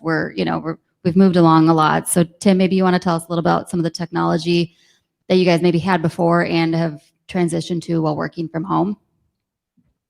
Yeah, absolutely. So I'm a bit old school too. So getting rid of paper has been tough for me. But I would say most within our company in general, we're probably about 90 to 95% paperless. So there's been a big jump towards that. Everything is electronic. Everything, you've got your server files and the connectivity. I think the one thing we found as we moved home to work, at least in the first week or so, was the connectivity of having the ability to get to that technology that we have on our platform. It's going to be supported from our our servers locally, or is it our issue? Is it our bandwidth sitting at home and everybody jumping online to do their work? So we have done a pretty good job about getting rid of all the paper, all the scanning. We got all the scanning in, all that stuff loaded. The other part we've done on the technologies, and I think it's really important as we go forward, is building automation systems, work order management software systems are going to be critical. If they weren't already, they certainly are today. You should have a management work order system within if you're in an office building or any other facility that you can connect your tenants, your contractors, your clients to. It's a really good way to keep everything going and the workflow going in the right place. Lessens the emails, lessens the phone calls. Everybody has that opportunity. As a building automation systems, it's critical that you're taking a look at those as well, specifically now. If you have one that needs to be upgraded, it might be a good opportunity to look at it, because I think folks and they spoke about it in the prior panel, tenants want to know what's going on, what's the filtration, what's the MERV. They may not even really understand what that means, but they're being asked by people in their office, or their HR departments are requesting that information. Where that goes, I'm not really sure, but I have a good idea why they're asking for it. So it's going to be important as a go forward that you have a good system, your system is working like it's supposed to, and any upgrades that you can add as additional equipment to your systems that economically make sense, at least in the beginning, and then start planning for that in the future, I think will be incredibly important. So those two specifically, as it relates to your property, I think are really important. So kind of speaking on the building automation system, it's a little maybe off topic, but we talked about it in our call for a while, and I know Tim likes to talk operations. So can you just maybe give a little detail for people what you and your engineers were talking about, what people are asking for, what you're seeing, whether they're cost effective or not, really? Yeah, sure. So what we're seeing mostly in the conversation is, and because it's information being pushed out every day and anybody can get access to it, is beyond your HVAC units, your whatever type of system you have in your buildings, or if it's just a simple RTU over a space, is what are you doing now? What are you adding? Are you putting UV lighting in? Are you adding HEPA filters? What are you doing? What's the MERV rating on your filters? Those and can you upgrade it from a MERV 7 to a 15? No, not really. You got to have the right mechanical equipment to do that. You can't just stuff a 15 MERV into a small RT 310 rooftop unit. So they're asking about all those kind of questions. What are you doing for the restroom? So I just remind our engineering teams and our owners and our tenants, I think the best thing to do here is look at the low-lying stuff that you can accomplish today. Now, some of that's getting access to it, as Adele touched on earlier, but if you didn't have no-touch faucets, urinals, toilets, you're going to have to do. I think that's where you're going to have to put your mindset, and you're going to have to think about what that cost looks like and how that affects your tenants and your buildings. But walking through doors, if everything has to be a button to push or sensors to open the door, I think those are going to be critical. As it relates to the HVAC unit, that gets a little bit more technical. And it's not as simple as adding a UV lighting to a rooftop unit. It needs its own controls, its own power, and you can't just put a bulb in and forget about it. You've got to be able to come back and provide maintenance on it. The bulb loses its luster. The bulbs lose their luster when they get dirt on them, right? So they're not acting as they are. They're only hitting the air that is passing through over the bulb. So there's a maintenance component. There's a cost component to that. They only last up to 2 years. You have to have special equipment or protective equipment to go in and remove those. So there's a lot of components to that. It's just not adding stuff and walking away from it. HEPA filters is basically putting another unit on the roof, or you could do portable ones, and some are doing that. You can either hang them or you can have them at the floor level, and those help. So all great ideas, and they should be vetted out, but there's a lot more to it than just saying, I'll add this equipment, we'll walk away. It's going to require a long-term plan to maintain that.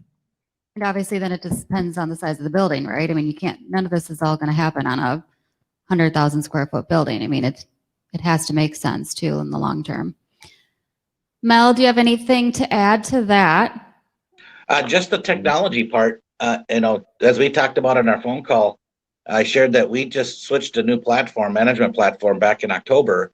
And let's be honest, those are not fun changes. And so going through the COVID things right now and really recognizing we need to dig deeper into these platforms so that we can have as much as possible, one platform that, we can find all the work orders and the leases and the communications and all the different things, because that's what it's for. It's there to make your job easier and in one spot. So that's been a big thing for us. We had a call earlier this week with their technician, the website person, and so it was instrumental. Now we just got to implement it and put it in play. But to Tim's point, educating people and letting them know it's not just that simple. You can't, you really need to understand what this means. You can't go to a 15 or a HEPA filter, but go to the touchless faucets and things in the bathroom, those low hanging fruit that you could do, or at least get them in the plan so that they can be done later. Thanks, Mel. I think that brings up two great points. One, it's budget season, so always a good time to start thinking about these things. And two, like they talked about on the last panel, the things that tenants like to see, right? So the handless, faucets and toilets, those are great. Whereas the UV stuff, maybe they can't see. But some of the, like you said, low hanging fruit that we can do for low cost is definitely what tenants like to see us putting the effort into right now. So on that front, let's talk about how property management is going to look over the next 1 to 2 years. I mean, it's prior to COVID, things are changing every day anyway, right? Everything we're doing, technology, everything's changing. Now we've added in a whole new aspect. Let's talk a little bit about, do you think we'll ever go back to the way things were pre-COVID?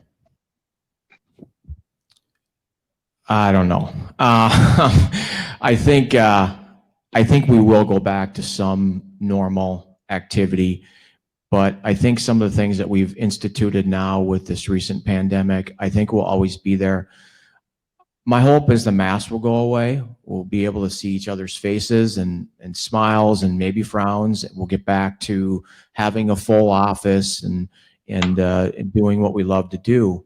But I think in terms of the enhanced cleaning techniques, protocols when somebody gets sick and how you notify tenants and how you work with ownership groups, some of the equipment upgrades, I think that's going to be now and it'll be for a long time. We can't assume the next pandemic or what it's going to look like, but I think what we prepare for now going forward is going to be critical to that. But I think that's where I see property management. I don't know timing on that, but I also think it's also a bit of a hybrid too, that we found we can work from home. We can be efficient. So I don't know what the office looks like, if it's fully back or if it's a more of a hybrid of that or more flexible space. But I think that remains to be seen. And it's just not in our world. It's going to be in everybody's world. But my hope is to get rid of the masks. Obviously, I'm not a big fan of it, and it's great to see everybody's faces. So that would be where hopefully we see some relief there. Great, thanks.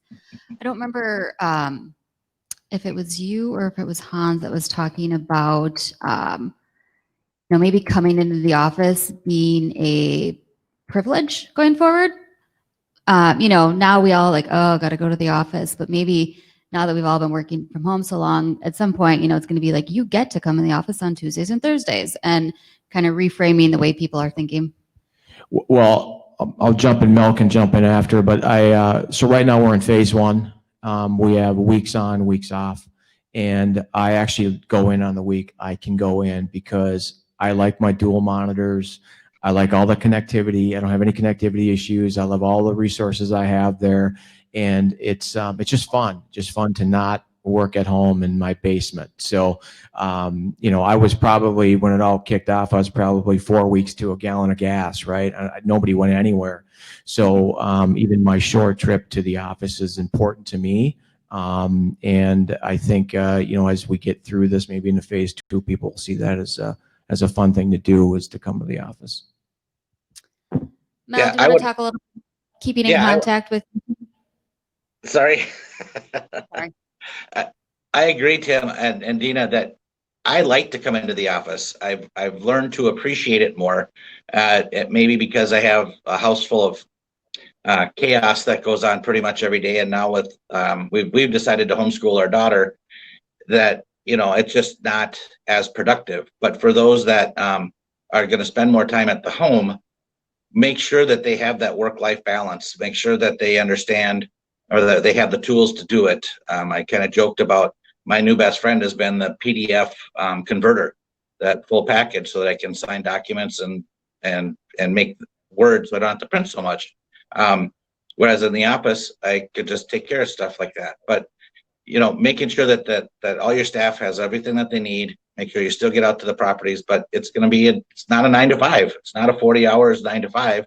It's 40 hours throughout the whole 7 days. And so, don't forget to keep in touch with them. We're doing happy hours as often as I think I can, without having to, look like I'm giving people a bad habit. But just do that, or golf, or whatever the case may be. Make sure that people aren't getting burnt out too much, and then finding out what that new norm will be. And as Tim said, without masks, I couldn't agree more. But that's a takeaway that I've gotten from what's been going on so far. I think we talked a little bit too about productivity. Managers, senior level executives have all learned who is more productive from home and who's maybe not as productive from home. And maybe that's starting to drive who's coming back into the office. Hans was talking a little bit about what he's hearing in the market, what's going to drive people back. And again, I think maybe productivity and knowing those people that are a little more self-motivated and can do the work from home at any time while juggling kids in the background and everything, versus the people that need to be on site and maybe working with your team. And maybe it's not a bad thing that some people work from home and some do get to come into the office. I think it's maybe a personal decision really for people going forward. Maybe let's discuss a little bit about what we think tenants are going to do regarding space. Are we thinking people are going to expand because they need more space, reducing space because they can work from home? Maybe Tim, tell me what your thoughts are on that. I think it'll be a mix of both. It'll be opportunistic, right? If you're in the thrones of growing your company and you have the opportunity to expand, the numbers might look really good right now to talk about that. I think specifically in the manufacturing, distribution, warehouse, that kind of stuff, where most of them were deemed essential and continue to work and grow.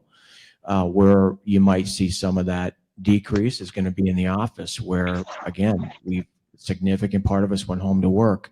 And I think there will be a lot of dialogue on how that looks, bringing that space to what they need. In terms of what that space looks like, I don't know. Is it go back to office, small office? Does it still have that big collaborative feel? Is that something we're still going to continue to do?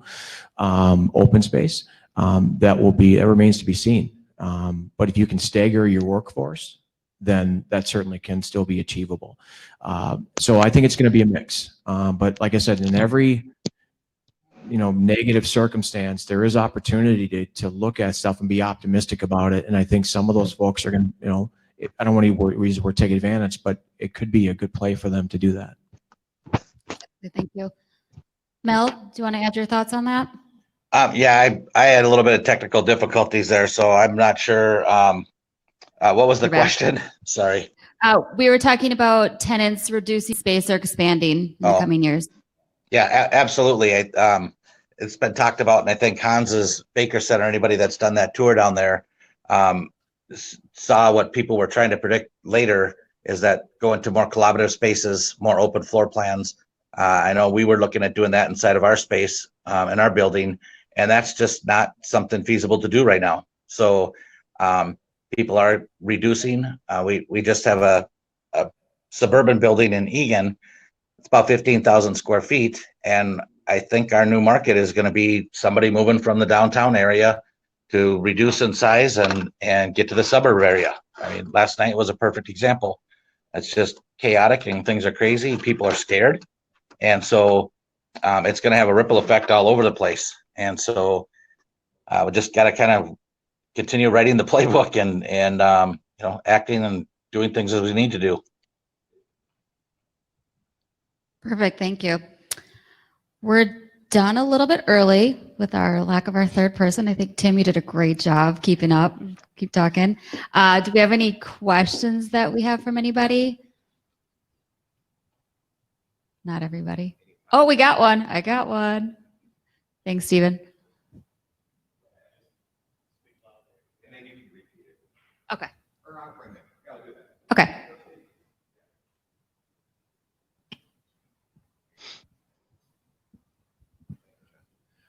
Just curious, how what kind of guidance are you giving to your property managers, or how are you approaching budgeting for 2021 in light of the dynamic that we're dealing with right now, and any type of evolution that you foresee over the next calendar year?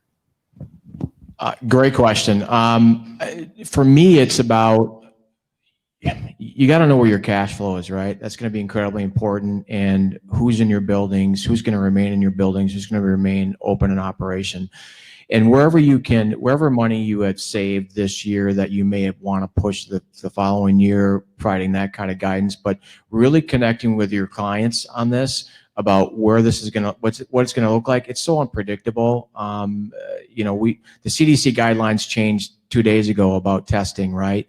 It's a matter of, for us, it's making sure you're looking at every line item and you're discussing this and owning this with your clients about how you want to shift money to the next year on any projects or opportunities you might see. So it's really just finding out where that, to me, it's pretty simple. It's manage your tenants, manage your assets, and manage your cash flow. Where is that going to look like? And working with your brokers is going to be important to understand what that looks like on renewals too. I think on our side too, we've been working on budgets already, and one of the hardest parts I'm seeing is utilities, right? Our utilities were budgeted here. I mean, mine are coming in here, but now where do I budget for next year? Normally I have a little more guidance on what I'm doing, and this year it's kind of, I mean, it's always, right, a shot in the dark on utilities, but are people going to come back? Are they going to go back up? Do we stay low? And that's kind of a conversation that we'll continue to have, and maybe see how the next few months go before we really lock in those numbers. All right. So go ahead. Go ahead. I was just going to say, I think this is where us as an industry, as property managers and our industry partners that are out there really need to come together and help share ideas, share unique, creative ways to cut down on the expenses. I know Stephen Todd, I've reached out to him multiple times on a third party perspective on what things are really feasible, what things are not. We need to use our toolbox and our relationships of everybody that's in the industry to help us, and then share those things. Let's make this the commercial real estate world, and even in the residential, a better place. And I've been avoiding using the word pivot, but I think it's a good word to use as we continue to go forward. So let's keep sharing these ideas, share them with your colleagues, doing the webinars, and get as much information out there as we can. All right. Yeah. So there's a question from at home, wondering if anyone is hearing any resistance from tenants or employees that are returning to the CBD office locations that may need to use some sort of public transportation to get to downtown Minneapolis. I don't have any downtown assets at this time. Anyone have any thoughts on that? Everyone's super. We have a couple Minneapolis, St. Paul, but we're not hearing anything to that at this point. That's a great question. We haven't either. I was going to say, I think this is my thought. If people were hearing it, would be the employers hearing it, maybe not necessarily on the management level. But I would think come maybe renewal time, that'll be the question that the brokers will hear, is that they're not comfortable using transportation and that's a reason why they're not staying. But right now, I think that'd probably be more something on the employer side that they're hearing. Okay, any other final thoughts for the panel or for Mel as a takeaway before we head off to break? I'm going to be the first one to jump in here. And Mel, you failed. You used the word pivot. You said you weren't going to do that. Had to get it in there just once. I think one thing we've learned is that we can be really good at our job wherever we work. If we're in a vehicle, if we're sitting at home, or if we're in an office. And I think our clients are incredibly appreciative of that. Again, everybody is learning on the fly, but we had to be the quick learners because we were providing guidance to the ownership group and to the tenants at the same time, along with our contractors. So I think from an industry standard, everyone has done a terrific job of pushing that around. And there's so much information you can gather from all different bullet points and associations out there.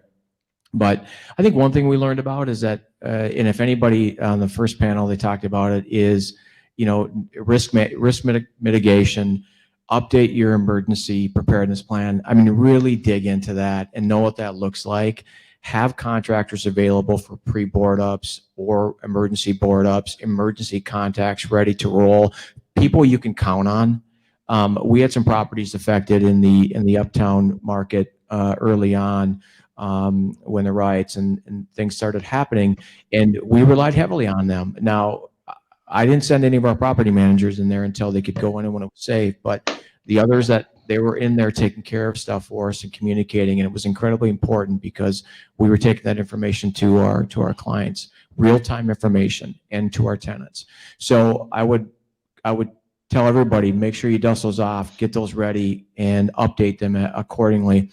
And then the other thing is we've had to prepare for this. So we've ordered a lot of masks for our offices and for our field techs, gloves. We've got an inventory now that probably will last us forever, but that's okay.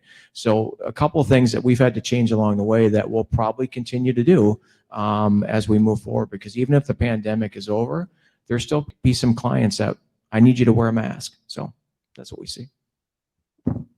Mel, any final thoughts? No, I think we pretty much said it all with the first panel and this panel. We got to figure it out, and kind of a slogan we all use is we make it up as we go. And so chin up, keep a positive attitude, and have some fun. I just had one final story. This was during quarantine, but I had a vendor meeting and he pops up and I can see he's in his car. He had his computer on the passenger seat. He was in the driver's seat. And I'm like, what are you doing? And he's like, well, my daughter's inside. She was on a call. It was too loud. So I came out here. So I think if anything, we're just learning we can work from anywhere, right? We're all flexible. We make it work. And that's really, I think, what we're all taking out of this. So thank you, everybody. All right, excellent. Thanks again. If you're live at the event, we're going to do about a 10-minute break or so. Restrooms are outside the doors, back that way. Awesome job, panel. Awesome information. Thanks again. And then if you're at home watching the event, live stream, exit, and then go back to our lobby, and then come back in here in about 10 minutes. See you in 10 minutes. Thank you.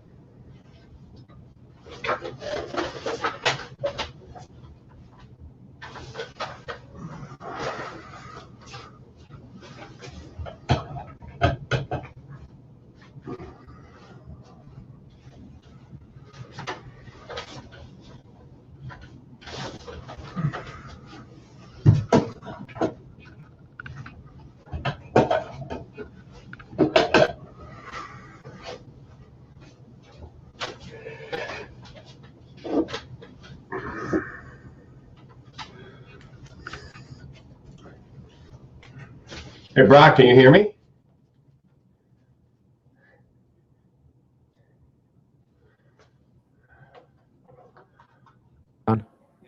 Nice. Okay, good.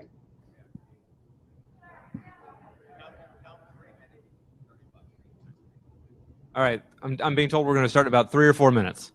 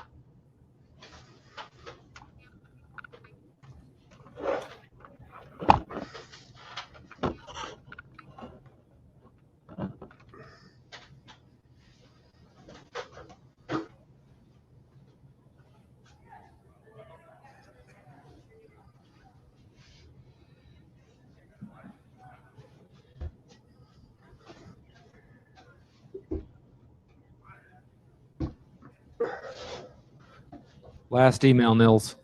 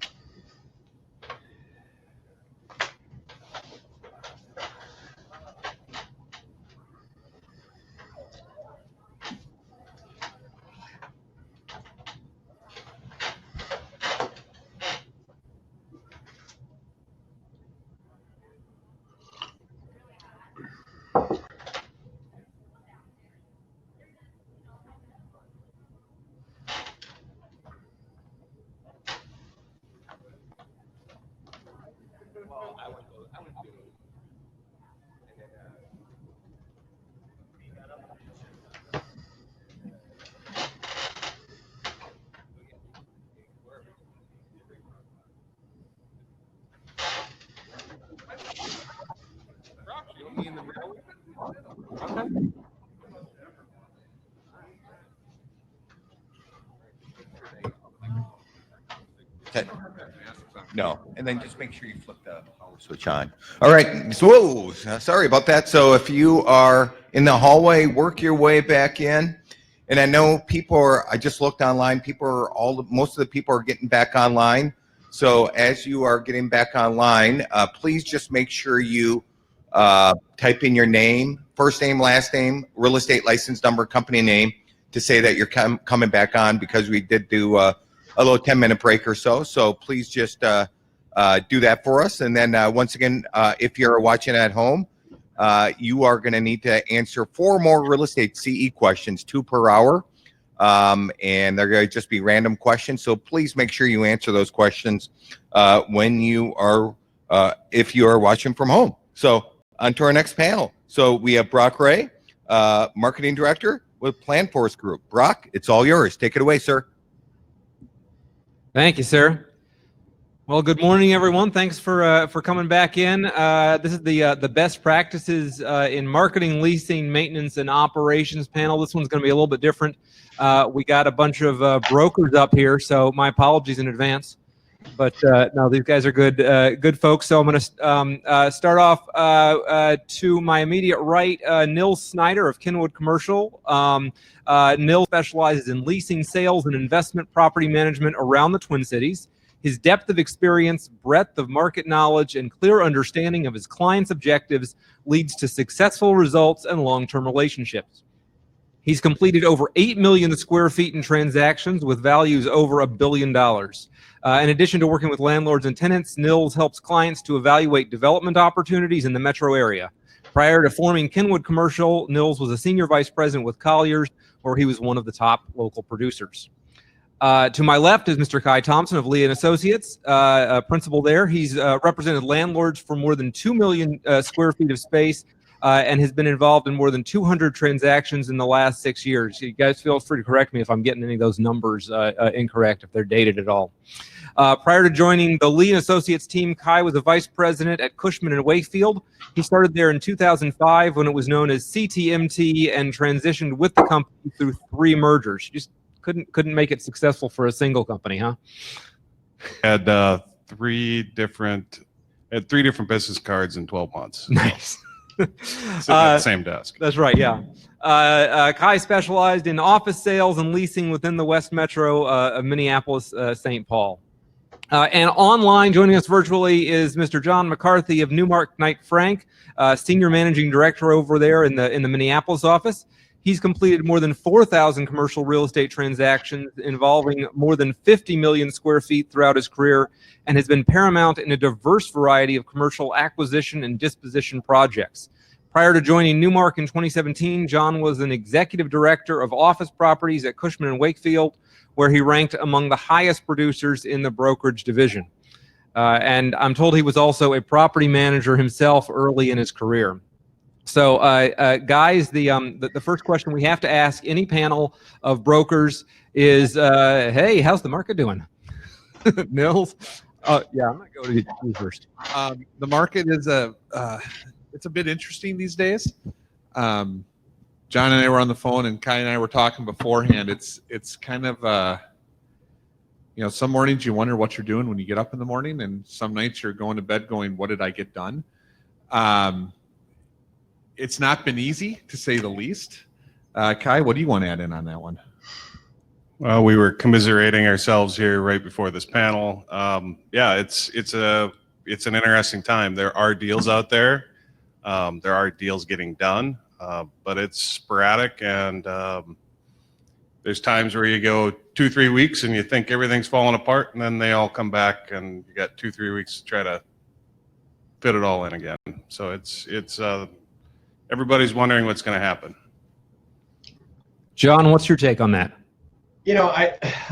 We're in certainly a period of adjustment, and I've always lived by the fact, being a real estate broker, landlords need us when there's change. Landlords need us when things are getting better and they're wondering how they can jump on that wagon.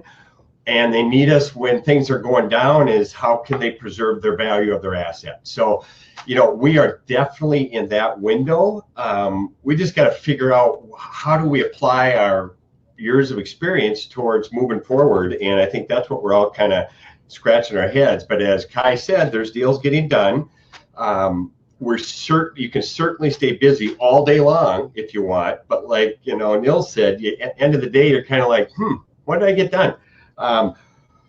But there's been a lot of good of it too. I think, slowing down, catching your breath, using nooks and crannies of your house that you've paid for but never seen, having your children see how you work at home. I think that's something that I've never experienced, and you get feedback from them, which is kind of interesting.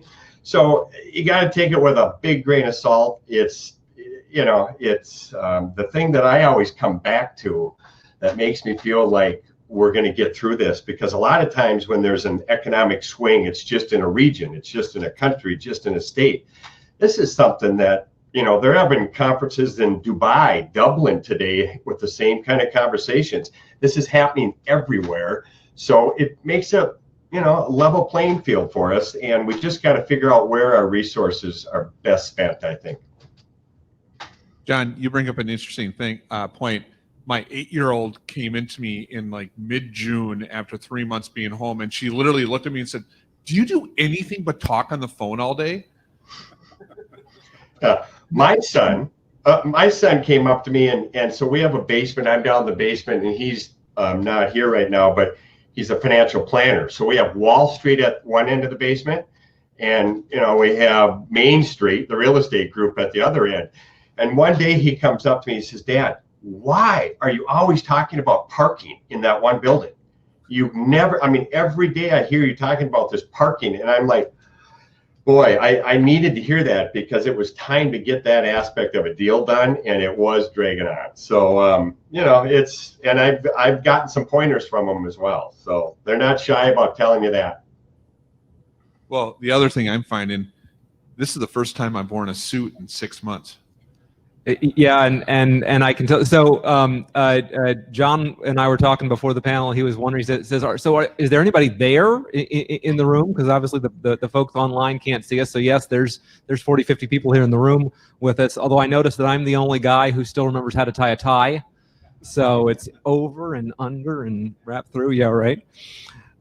So you guys work with property managers every single day. You know,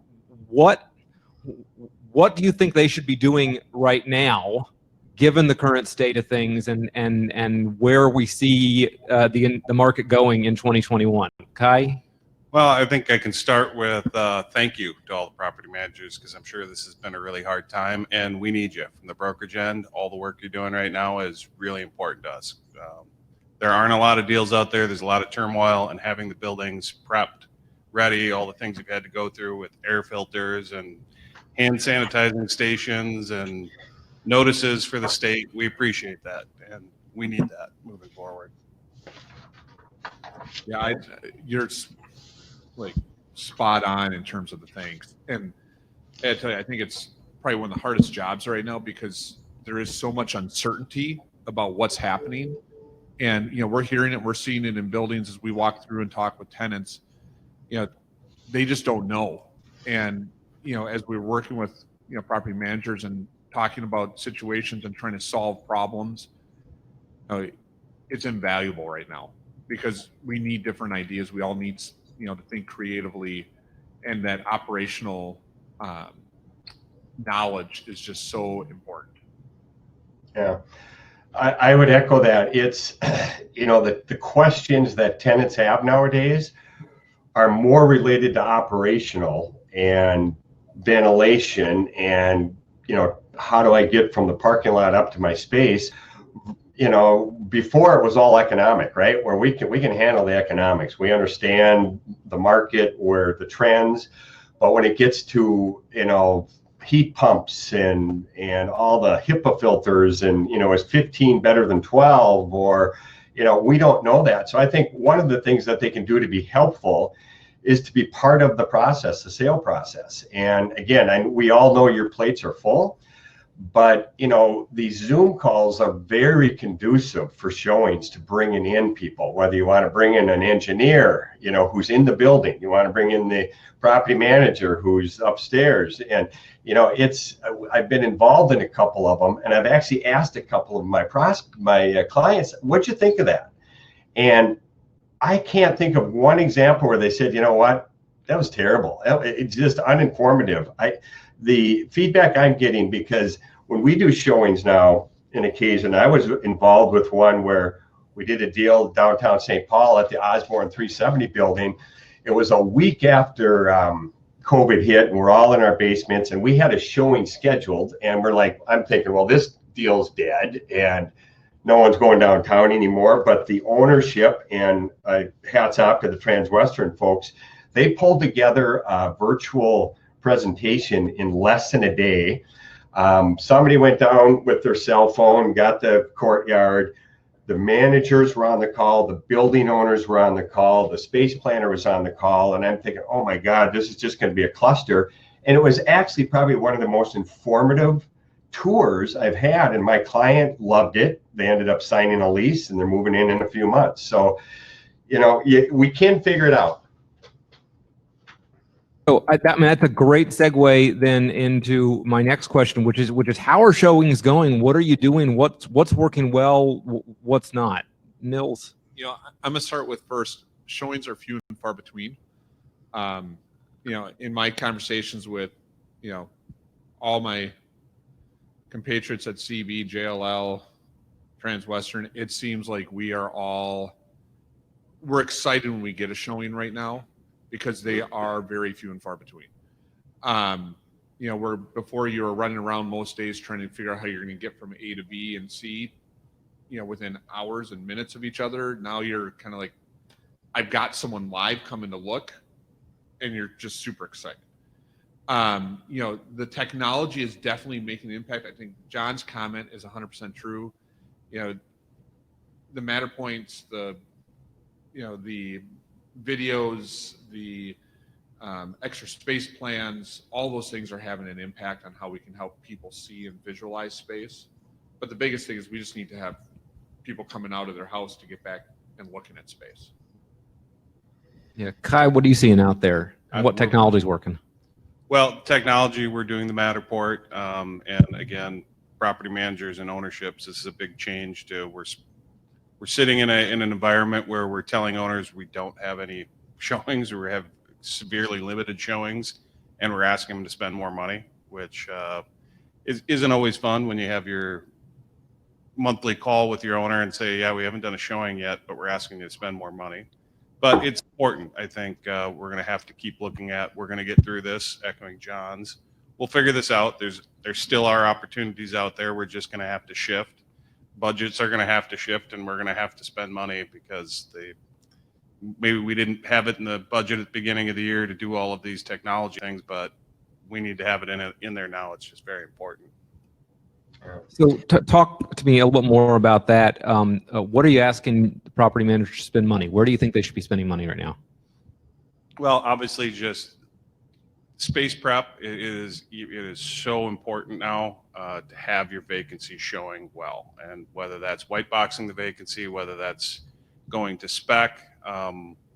I just did a tour with a client this week, and we toured 7 different buildings, and one of the buildings you looked at, they hadn't done any prep, and my client just went, how do they expect to lease this space with 20-year-old carpet here that smells? So it is really important when you have very few showings, you're not going to get away with not having your vacancies ready to go. Yeah. I think the spec suites are going to be key. I think as we've been talking with groups, the idea that you can move into something easy right away, maybe do a 1 year, 18 month, 24-month, 36-month lease, knowing that you've got flexibility. The spec suites, I think, are going to rule the roost here for the next 3 years. And are those spec suites looking different? I know we're working on one with a client right now where they're specifically saying, okay, we got to think about this. We got to add both entrances and exits to conference rooms. What other changes do you think that tenants are going to want to see in those spec suites? They're different than before. Yeah, that's a great question. I think we're definitely spreading out a little bit more, so that bench system is not necessarily the right furniture system anymore. We've had some clients thinking more about private offices again, just for the ability to close the door, have, more, ability to stop, transmittal. It's a hard question to answer now because we're still thinking about how do we get efficient with space, but yet we're thinking about how we get more people, how do we keep people socially distanced?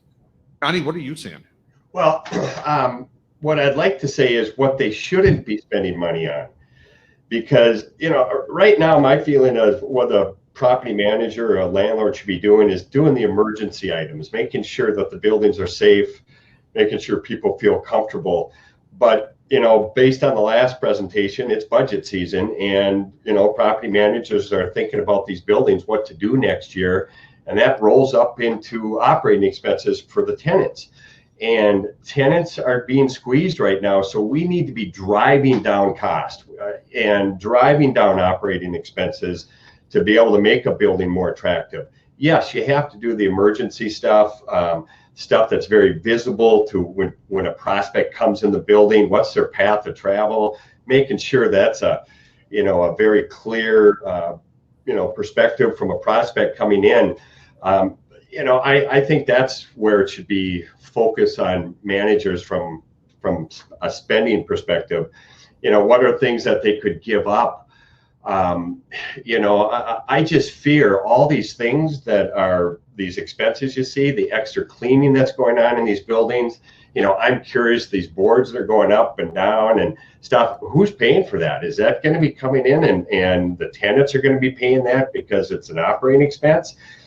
Probably, which means we need to cut somewhere else. Otherwise, it's coming right to the bottom line, which is a landlord's net rent. So, putting pressure on lowering expenses, I think, is key. Yeah. So you guys, you're seeing some showings, you're seeing some deals happening. Where do you see those happening? And is it downtown? Is it the suburbs? Are we seeing a reversal of that suburban to urban migration that we've seen for the past few years? And any particular industries that you see are still working? What's that, Kai? Obviously, there's been a lot of talk of a flight out of downtown, and I guess I would kind of look to Nils and John to see it too. But personally, I haven't seen it yet. I've heard a lot of talk about it, that it's going to happen. You got to get out of your basement. I've been in my office the whole time. Oh, okay. I've got a 4-year-old at home, so I've been one of those guys that working at home doesn't quite work. So I actually I'm still going into my office downtown pretty much every day. I can honestly tell you, I maybe see 10 people a day downtown. I've got a scooter, and I could probably ride my scooter through the entire Skyway system and not even run into some people some days. And it's weird. Nicollet Mall has a different feel right now. A lot of clients are talking to me about safety, about riding elevators, about mass transit. Quick stats, 60% of workers in downtown Minneapolis ride a bus. So they're kind of asking me, how am I going to get my employees downtown if they ride a bus? And, as we all know, the city of Minneapolis has taken out a lot of parking. So, it's not like we've got a plethora of parking lots anymore. It's definitely a different environment downtown. We're hearing from a lot of our clients that they are thinking about suburban, single story flex office where they can walk right into the front door of their space and right out to their car. So yeah, that's what's amazing to me, how everything has flipped and it's done it so fast. A couple of years ago, the type of property that was the dog was the single story flex space. What could you do with it, right? There's windows in the front. Nobody wants to be in it. What is it? And now tenants are saying, you know what? I want to park right in front of my space. I want to be the only one that uses that restroom. And I want my employees to be the only one going through that front door. The only place you can do that is really flex space now. And so it's like, wow, that flipped. But I will also say that downtown tenants are looking at the suburbs. I work for the Vikings out in Eagan, and I can just tell you the interest in some of the build-to-suit sites, the larger sites, has skyrocketed over the last couple months. Last week, a name that everybody would recognize that's a downtown tenant, has a lease coming up in about 3 to 4 years, is starting to look, and they never would have looked out in the suburbs, but they are this time. And whether they go there or not kind of depends on it. But I'm, not only concerned about the Minneapolis downtown. Think of this is happening globally. The density. I talked to some brokers in New York City. It's the same thing. The density is taboo, and New York prides itself on density and cement. Right? I'm concerned about downtowns, and I think the suburban properties should be preparing themselves. So to what extent does that have to do with the safety concerns? We've heard the other panels talk about the safety concerns in the urban core. Is that it, or is it all the COVID stuff and like I said, the density? I'll jump in on that one. I personally think it's both. It's not just one or the other. I think we could have probably easily dealt with the safety issue if we didn't have the COVID situation, because you were at least all downtown still. You had more eyes on the street. You can hire more security guards. You can hire more, police officers. You can get around kind of some of that. The COVID makes it almost like it's a powder keg, and it's kind of, blown up more, because you don't have anyone downtown. You don't have anyone walking the streets. You don't have anyone, in the skyways. Downtown occupancy, I think what I've heard from most property managers is about 7 to 10%. So I've heard a little less, but yeah. It's hard to know because you really don't see anyone. So as you go back and forth from your car, or you're, coming and going, the restaurants are having a hard time because no one's down there. It's just, it kind of just feeds upon itself. Yeah, I've got one asset downtown, and I don't envy our property manager on that they're working with people living in the lobbies, in the skyways, and camping out in their skyways, and they're going, we can't, there's not enough. Normally there'd be enough people downtown that would kind of just stop them from literally camping out in the lobby. And they're going, call the police, they come 3 hours later, they kick them out, and they're back 2 hours later. Yeah, I've got a client who says he's gone from being a leasing agent to being the landlord of a homeless encampment, a downtown client. So I feel that. So predictions. What's it going to take to get past these issues? Can I mention something about the security? And again, I may get some hate mail for this, but looking back, our tenant, what are tenants concerned? I think they're concerned about the unknown, right? Is this going to get worse? Is there going to be a crackdown? But to my opinion, during these riots and upheavals and civil unrest, I personally would not have felt uncomfortable walking down Lake Street that night it happened. I mean, people weren't getting cold cocked, hit, shot. It was opportune looting,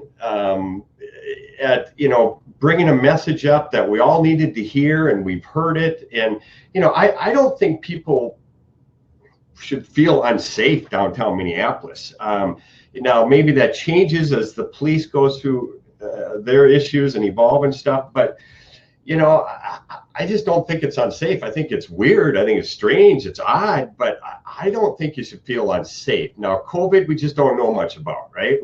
We're learning a little bit every week, every month, and we're learning that we don't know is basically it. But I don't think you should feel unsafe anywhere. I look at when I first got in this business 30 years ago, there were some areas in Minneapolis you would never go. And today, even today, noon, today, I wouldn't feel uncomfortable going there. Totally. I think we're in a better spot even today than we were a while back. So again, got to figure it out.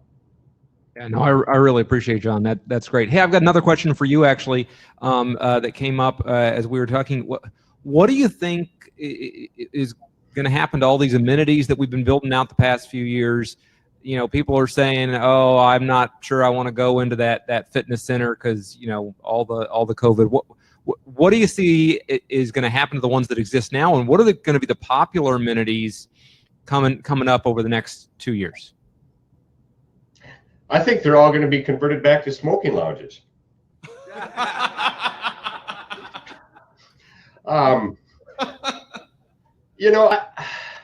I think of the building we're in at Fifth Street Towers. I think of the third floor. They have, it's an entire floor designated to amenities. They have the ability to space it out. The fitness centers, I think fitness centers are giving it a shot right now. I'm not sure if in office buildings, but they're going to figure that out as well. I think there's going to maybe be some new ones that come up. I think maybe there's ways to spread people out. Maybe leverage an office space. Maybe it's just not all on one floor. Maybe there's some areas that are somewhere else in the building that can handle more dense activities. It has better air conditioning or airflow. I think there's going to be some changes. There's a building being developed in Chicago right now that I've been keeping an eye on because I'm curious how are they adjusting or how are they dealing with this? A brand new building that's going to be delivered next year, and it's in the East Fulton district of Chicago, and it's amazing some of the stuff that they've done. They are actually leading their marketing with COVID type stuff, leading their marketing with what they're doing to the building, and it's almost like they're taking advantage of it and using it as a sales pitch, and it's like raising a lot of eyebrows and very interesting. If you have a moment, check it out. But they're using specialized paint everywhere.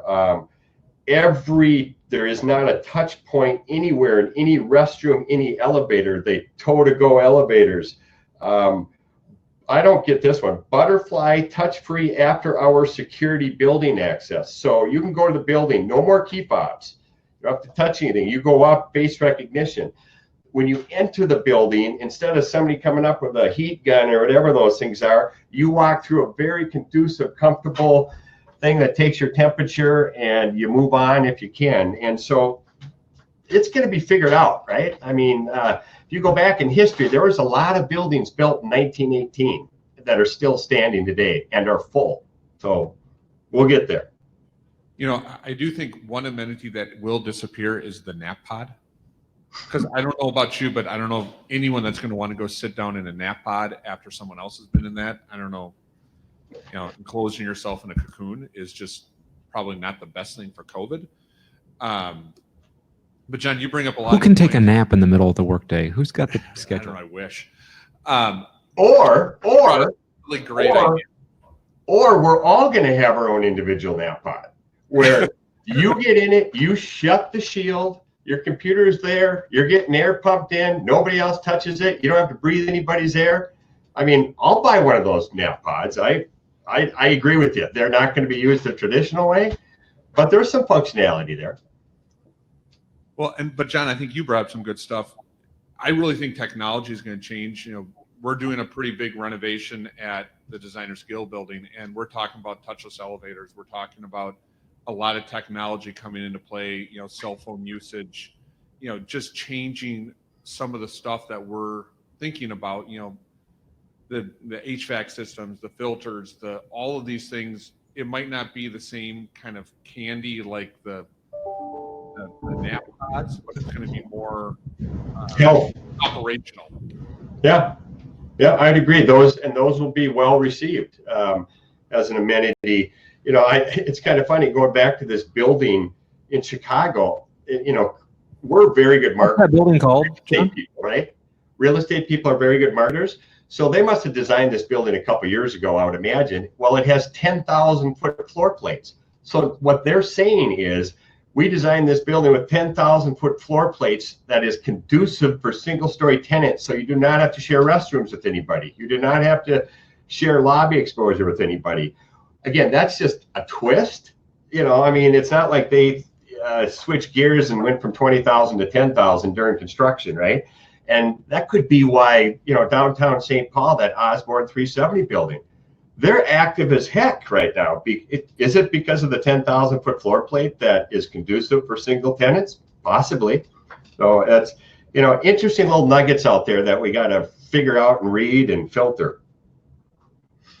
Kai, what's your take on all this? What should buildings be doing to differentiate themselves? Well, I think going back to kind of the original question here, I think you'd asked, I had a thought here, I just wanted to finish that. I just had a tour this week with a 12,000-foot group. Amenities are still going to be important. They might change a little bit, but they're still going to be important. That group, we're still looking at, they see we're going to get through this COVID, and they're looking at buildings going, amenities are going to be important to us. So I don't think on a high level that the importance of amenities is going to change. I think tenants see that we're going to get through COVID. So it's still going to be important to have the amenities. Yes, maybe the nap pod's going to go away, and some of the touch-free is going to be much more important, because I do think there's just going to be residual. We're all going to remember that shaking hands and touching things, we're going to be more mindful of that even after we get through COVID. which we will. Well, I think that like the training rooms are still important because I think people still want to know they've got a space to, it might be a little bit bigger, but people still want a training room. The front lobbies still need to be nice. The exterior of the building still needs curb appeal. There's a lot of things that, you walk through that you just, it's kind of real estate 101 that won't change no matter what. Absolutely agree. So, Nils, you mentioned earlier that benching is going out. This is kind of the end of the open office era. How do we see that affecting density within buildings and affecting things like parking rates and that sort of thing? Are we going to see, as somebody mentioned earlier, fewer people coming into the office, or is everybody come in but we're going to need bigger spaces? What's your forecast? Okay, so here's my kind of take. I think we've swung the pendulum to a very extreme work from home. And it wasn't a desire to work from home, it was a forced work from home. Everyone had to do it. We all made it work, and we've made it work. What I come back to, and I think about 9/11 and when I first started, and I was told when 9/11 hit, we will never lease a space above the 20th floor ever again, put it into mothballs, turn off the heat up there, it's done. And within 2 to 3 years, we were back using it. Now, I think our world has changed a bit. Will we have everyone return to the office? Probably not. I think some companies have figured out, I can be pretty productive. I can keep people productive. I had one company tell me they're actually logging keystrokes so they know when you're on and when you're off and what you're really doing. I had one company, and I was on a conversation with a group out of Chicago, and they've been trolling social media. And the comment they're making to their employees is, hey, this is great. You won't come to the office, but I saw you at the party this weekend with no face mask, no issues, and you had no separation. So help me understand what's going on here. So we are seeing a little bit of a shift. I think as that pendulum, swings from full work from home, will come back. Will we need the same amount of space? No, I don't think we will. Will we need no space? No, I don't think we will. I think we're going to see something in the middle. We'll see a hybrid. Maybe, your team comes in Monday and Wednesday, and another team comes in Tuesday, Thursday. Maybe you all work from home on Friday or the cabin. There's more flexibility. But the thing that I still think a lot about, and my accountant shared this one with me, he said, all my senior people are doing amazing. They are so productive. They are working through all of their tasks. They're getting stuff done. All of my junior people are dying. They don't know how to get the tasks done. They can't get the senior guys to call them back quick enough to be productive. So how do we end up working in an environment where these senior leaders are doing everything they need to do, but the junior people can't advance and can't grow? So he made the comment, he said, I got to get everyone back in the office because tax season, we made it through it, but it was not pretty. Next year, I need those people in the office. So as one person's working on a tax return for a senior accountant, they can get their questions answered in a timely manner. It's just, I got to get people back in. So that goes back to a question we touched on earlier, which is, which industries do you think are most going to need to be coming back? So something like accounting, that's got to come back. What are there others that you guys see as needing to be back in that office? I tend to be one of those net neutral guys. I think on the pendulums here, people are talking about working outside of the office, being able that they're surprised how productive they've been this year, working at home. I mean, I have a client right now that said they've had maybe 8 people out of their 60, and they're still having a good year and being productive. I think, though, the pendulum is going to swing back, and we're going to find that, yes, you can be a little bit more flexible. You can work at home, but there's still that sense of community at an office where you're sitting in your basement. I'm one of those people that doesn't like to work at home. So I think that we're going to see, yes, we're not going to be, and I'm also one of those people that wasn't a fan of being very dense in the office space, the 8 per 1,000 and 6 per 1,000. I like a little, I've got ADD like every other broker, and if I'm in an office with all kinds of noises and conversations, it's actually makes me less productive. So I think there's going to be a net neutral on this. yes, there's going to be maybe 20% more work at home, but we're also going to spread out a little bit more in the offices. And I think overall, as it pertains to office, it's going to be a net neutral long term. John, what do you see? How much are we going to be coming back to the office, and any particular groups that you see are going to need it more than others?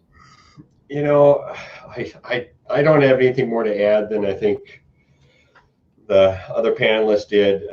You know, I look at my daily life and what's hard, what's easy, what's changed. And, you know, this hasn't changed. The hardest thing in our business, I think, is setting up showings, right? Because we're still doing it the old fashioned way. I got to call Nils, what's your schedule next Wednesday? I'm bringing 2 people. Hold that. I got to get the other ones lined up here. I'll call you back. And Kai, can we do it at 2:20? And, you know, it's the hardest part of the business. And I look at the residential folks, how they fit it out with lock boxes. Now, owners of buildings don't want necessarily lock boxes showing their space. But I believe there's a certain type of space, maybe it's spec suites, maybe it's smaller space that would be shown more. If people could go when they wanted to, they could go by themselves. A building should be able to show itself, I think. And I think that might be a way that activity increases, and, you know, people that do want to come back can do it on their own time or do it with their broker. You don't have to set it up. You know, they figured it out on the residential side. We should be able to do that, learn from that. But, you know, I don't know who the essential people are that absolutely have to come back. I mean, there's, you know, obviously people who are serving people, but I'm still scratching even accountants. My accountant told me he absolutely loved working from home this tax season. He goes, I would do it constantly. And I tell you, from a client, it was seamless. I didn't know where he was, and you know, and I'm a needy person with a lot of questions all the time, and you know what, it was seamless. You know, I think of some of the retail experiences I've had throughout this event, and it's like, wow. I mean, I think of the time I went to Sherwin-Williams and bought paint. Usually you go in there and it's 15 minutes. I'll take this one and shake it up and all. You know, it's an event. Well, now you go there, you know the paint, you call there, you pay for it online, you pull into a parking stall, there's a number on the window, you text it, they bring it out, shake, put it in your car, you're gone. It's like, wow, that wasn't so bad. And so, you know, I don't think we know. I think things are just rapidly changing. And I'm not, you know, I'm just not one to be able to define that one yet. So, any last kind of advice that you've got for working with property managers, ideas that you've got for how they can be more effective, or how, you know, the brokerage community should be working with property managers to do a better job of these showings and getting more people back into spaces, getting leases signed? I'll take that one and just go. It's a team effort. I've said it before, but it's even more when we have the turmoil we're dealing with right now. It's just very important to take this as a team effort, because the brokerage alone is not going to get a deal done. We need the property managers, we need the owner, we need to work as a team. So it's even more important now to have good communication and see the team and work well as a team. Because when things are in turmoil like they are right now, it's very, very important to make sure you're hitting on all cylinders and you're all working together and understanding maybe what property management needs. And we can be demanding as brokers sometimes, and frankly, it's not fun right now. I'm sure the owners they're upset that their buildings are hurt and we're not getting activity. So it's harder on the property managers, it's harder on the brokers, but working as a team and understanding all of that is really going to be a key to success in getting through this. Communication too. Just, Yep. You know, that team effort, communication. You know I try to make a point, if I'm sending something out, you know, to just copy the property manager, just so you guys know what's going on. You know, not that you even need to respond to it, but it's just more the FYI. It just helps out so much. Or something's going on in the building, to, you know, give us the FYI too. It just helps. The communication and teamwork's key. John, any other ideas on that?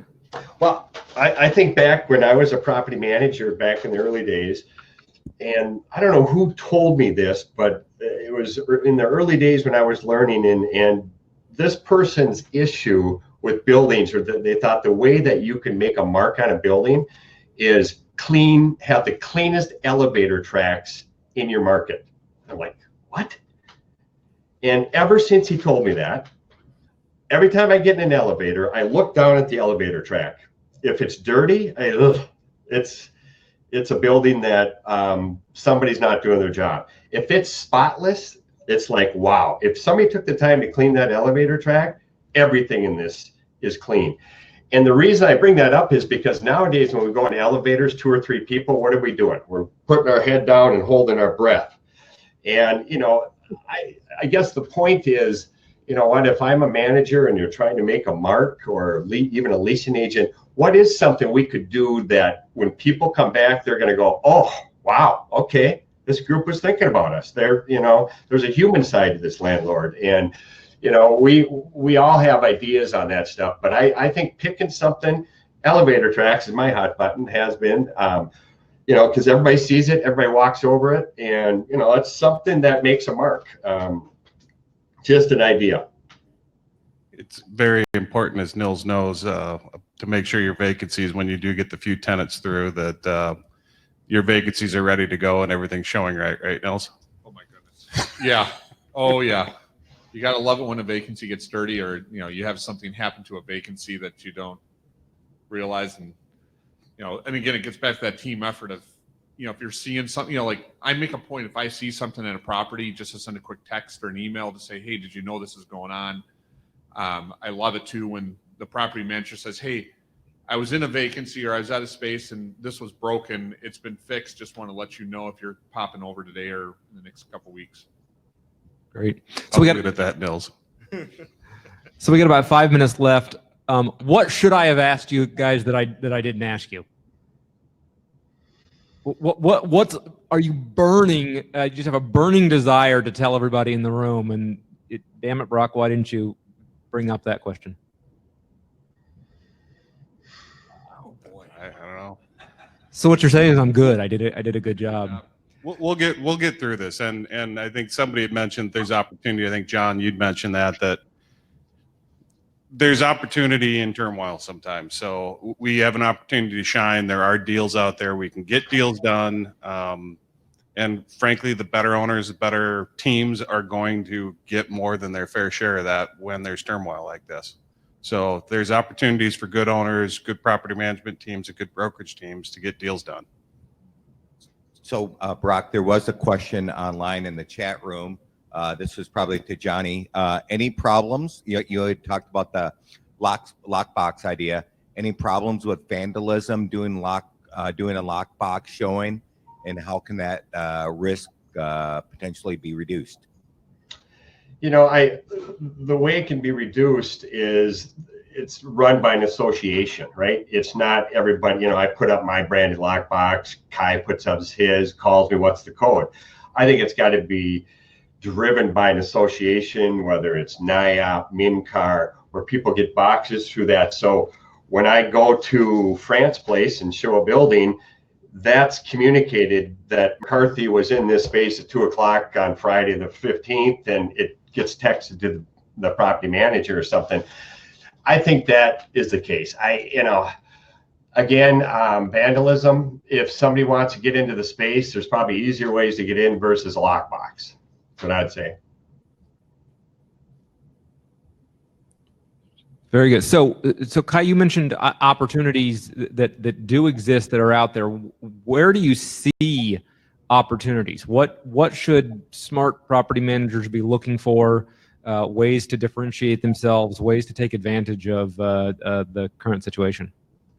I don't think there's anything groundbreaking. It's kind of all the things we've talked about. It's just doing it well is really going to show right now. So those that are doing it well and all of the things we've discussed on this and are being quick to respond, paying brokerage fees quickly, marketing your building well, all of these things are going to be well received in a market in turmoil, because all the tenants are worried about everybody's worried about what's going on right now. But your flaws are going to show more in this market, And the really strong buildings that have everything and they're working well and doing all the right things are going to show even better. So I think that's where the opportunity is just really making sure you got everything going right, because the few tenants out there they're going to be more cognizant of those.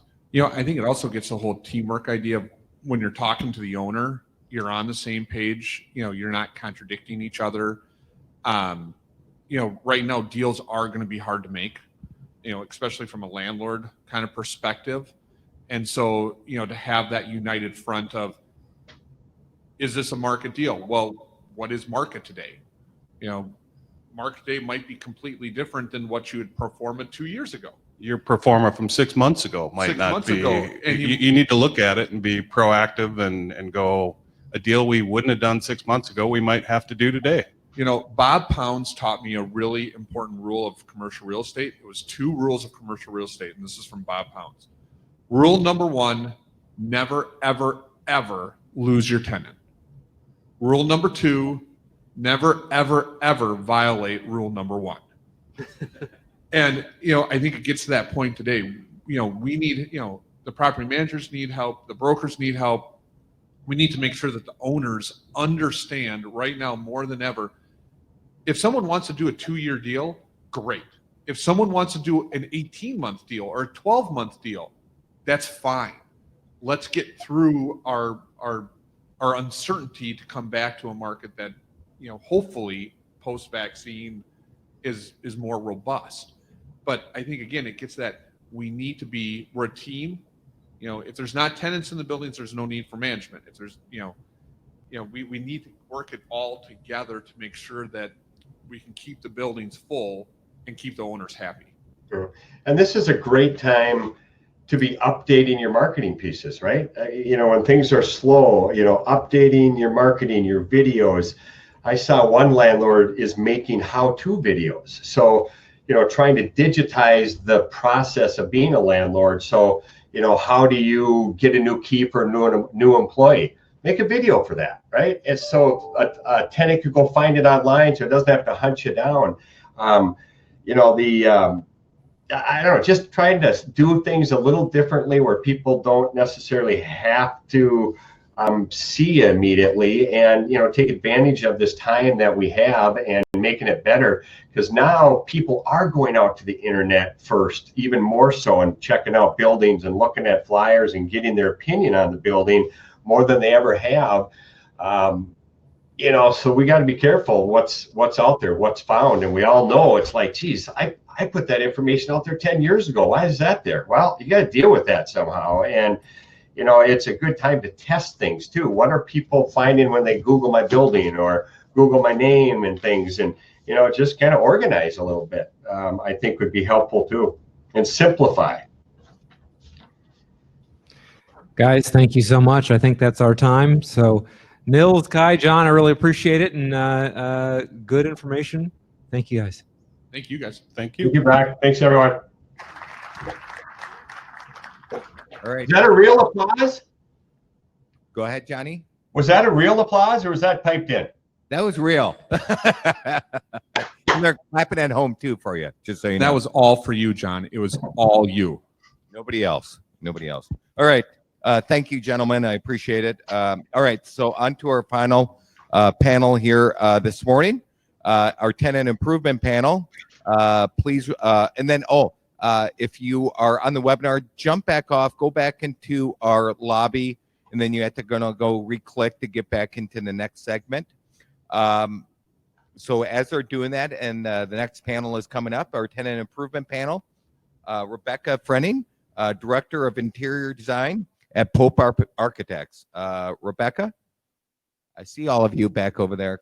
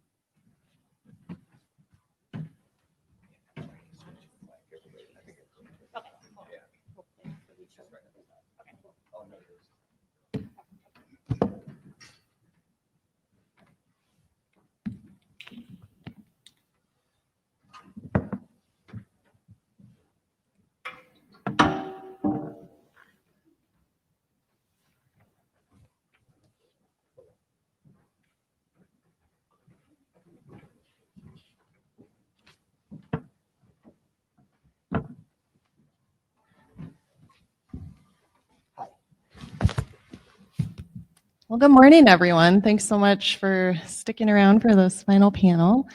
I'm Rebecca Frenning. I'm with Pope Architects. I'm the Director of Interior Design there and moderating this panel today on tenant improvements. So we can kind of go down the line and start on the end with Erica, and everyone can introduce themselves. Hi, everybody. Good morning. My name is Erica Larson. I'm also with Pope Architects. I'm an owner at the firm, and I've been there 18 years. I work in both healthcare, but otherwise I specialize in corporate with Rebecca. We lead our corporate office interiors team. My name is John Healy, and I work with Anderson CC General Contractors. I've been in the industry for about 30 years, so I've seen a lot of stuff come and go as far as TIs go. Welcome to be here. Morning, everyone. I'm Jill Breakount with BDH, one of the owners, principals over there. We work in a couple different disciplines: workplace, medical, and hospitality, and multi-housing, senior housing are our areas of discipline that we concentrate in. Hi, can you hear me?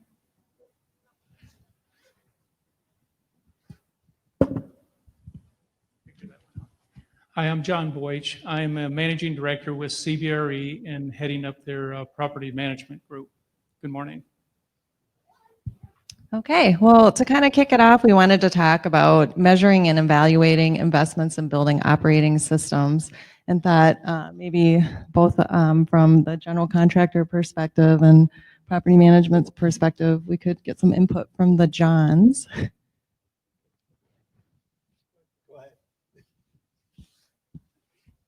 As far as the tenant improvement, sorry about that. All right. So tenant improvements, you know, in thinking about it in spaces that have been historically for office buildings, for tenants, you end up having what used to be an office in the past of exterior offices, high-walled cubes in the interior. And over the years, in the last 5-10 years, that has transformed into more of a 360 environment, to where a lot of those exterior offices have come down, getting natural light into the spaces, and the cube farms have kind of disappeared in trying to get more collaborative spaces, spaces that are wide open. And of course, then we jump into our COVID environment here. And now we're in that, what Neil said was more of a flexible environment, to where we're just not sure what's going to be at the end of the day. And just trying to work through that and trying to figure out where that's going to land. How do you see the process changing with tenant improvements from previously to today? I can take that one. One thing that we're noticing right now is long lead items, for instance, or anything that has to be ordered comes with an asterisk. It'll be 6 to 8 weeks, maybe.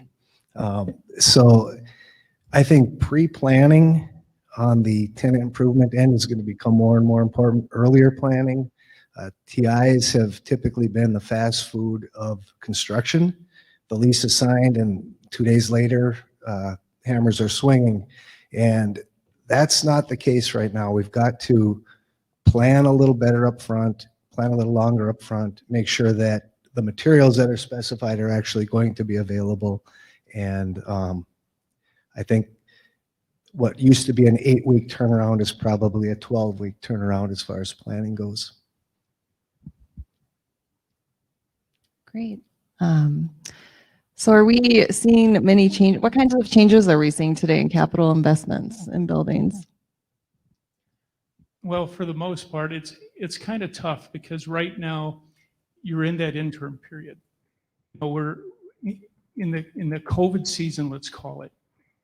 You have owners taking a look at large capital expenditures, predominantly in office buildings, with the taking a look at, hey, do we have to modify our whole HVAC system and increasing the capacity to where we go from MERV 13 to MERV 15 filters to more air exchanges in the building. So they're working through all of that right now. As far as other capital related, large capital, I don't see anything happening right now because for the most part, in my perspective, is that the rules of what we're dealing with haven't been set yet. So you have businesses that if rules are established, they can work around it and plan for it and deal with it. But as the rules change, and the rules have been changing from March all the way through today and continue to change, it makes it more paralyzing for owners, for tenants, to be able to decide what to do because they're not sure what the end game is yet. What are challenges that tenants are facing today, and how does design, furniture, and construction help address these issues? I think the flexibility in design is going to be key. As John mentioned, nobody really knows what the rules are or the direction is just yet, but the flexibility in design, I think, is going to be key. I also think the products that we use and specify will be key. Easily cleanable, no shag carpeting, that kind of thing. That's unfortunate. I'll add to that for a second too. We've been talking a lot in our office with our clients, and as I mentioned, we do, and so does Jill at BDH. We both do both. Our firms do both healthcare and commercial, and we're seeing a trend where the finishes are going to more healthcare related finishes in some of our workplace environments, not from an institutional feel or things like that, but from a cleanability standpoint, antimicrobial standpoint, wipeability standpoint, and long-term operational standpoint. So I think we're seeing a trend, as John said, with much more durable materials, which also then, of course, impacts costs too. I also think that you have to take a look at the spaces to where you're still creating collaborative spaces. You still need to have culture in the office. You still need the security, the safety aspect of it for employees that will be coming back. So you're creating those spaces to where there is the social distancing and making people comfortable to come back to the office. But it's, as a whole, the need to bring people back is there. It's very important in regard to that. What types of tenant improvements should tenants expect? I can start with that one. John kind of touched on it a little bit about what the office looks like in the future, and there's been so many studies and research out there. And if you're like me, I sort of stop reading because it's just overwhelming and contradictory. But there's been some really good information out there that's also trending true with a lot of our clients about why the office environment can't go away and what's important in the office. And I think that tenants are still going to be looking to have an office. Now, none of us are sure exactly what that office may or may not look like. And I think the key is that there's no one size fits all. We work, even on our workplace and tenant improvement, we work really broadly and diversely.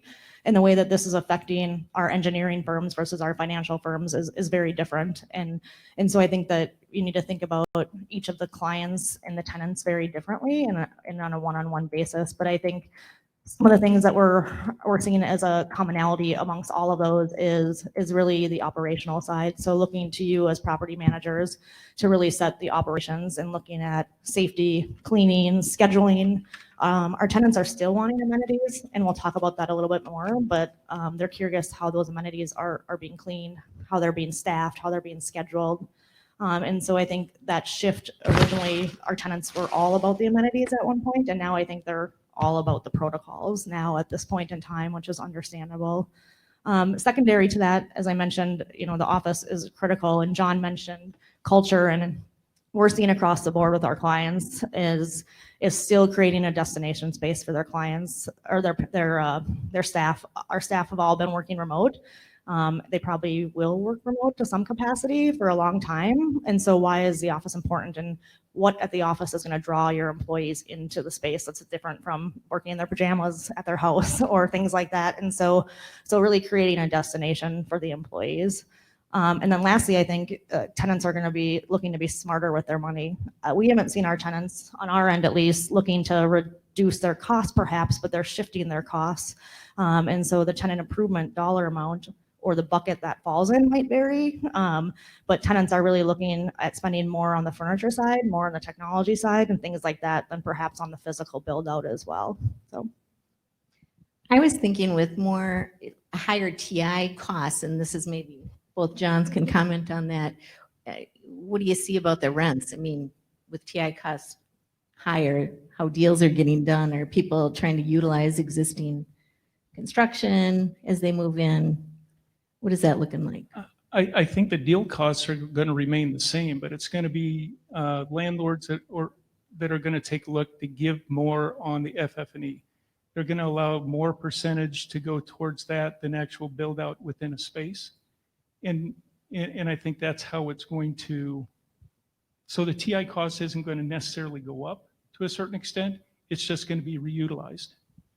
Yeah, I agree with that. Typically, you don't see TI dollars going towards furniture costs. And now I even wonder, will technology be part of that push too? Will more from furniture even to supporting the technology of companies? I would say that it is. Yeah. It's going to be your furniture, it's going to be technology, creating a collaborative space to where somebody from home can get on and try to maintain the culture while people are working from home and people do come into the office. Whether or not when things are fully moving forward, if that percentage is say 50% of employees coming back, 50 working from home, but still having that synergy, collaboration to work together. Yeah, I think the real challenge when you're looking at sitting in a conference room and half the people are logging in and a couple people might be in the room, and how do you make everyone feel like they're sitting at the table together? And so technology is just such a huge piece going forward. Absolutely. So what are we seeing today as far as tenants selecting properties? How are they doing this? I think access to stairs is a huge one, which was mentioned in the prior panel. Having these industrial buildings or low-rise buildings, people are going to look to that. So there's less public interaction, perhaps. I think also Neil's touched on it as well, and it's that the flex space. Flex buildings, hey, we have our own entrance. We don't have to deal with elevators. We don't have to deal with anybody else's space other than our own. So tenant, business owner, they have control over that. And that's what they need, is a little bit of control over their business, over their environment. And that gives them a little bit of stability to move forward. And I think the virtual tours are important too. Oh, I mean, it's absolutely. almost a necessity. And it seems like, even property management is owning the Matterhorn software to go in and create those things. You need to have that capability, I would think, Agreed. as people are touring. I think also it was mentioned earlier, but we're definitely seeing clients that are looking for minimal construction. So they really can just move in and kind of look more to the furniture for solutions to keep the space really agile as things change coming into the future. So thinking more about building wise, what are things you're seeing as far as common areas and what those will look like?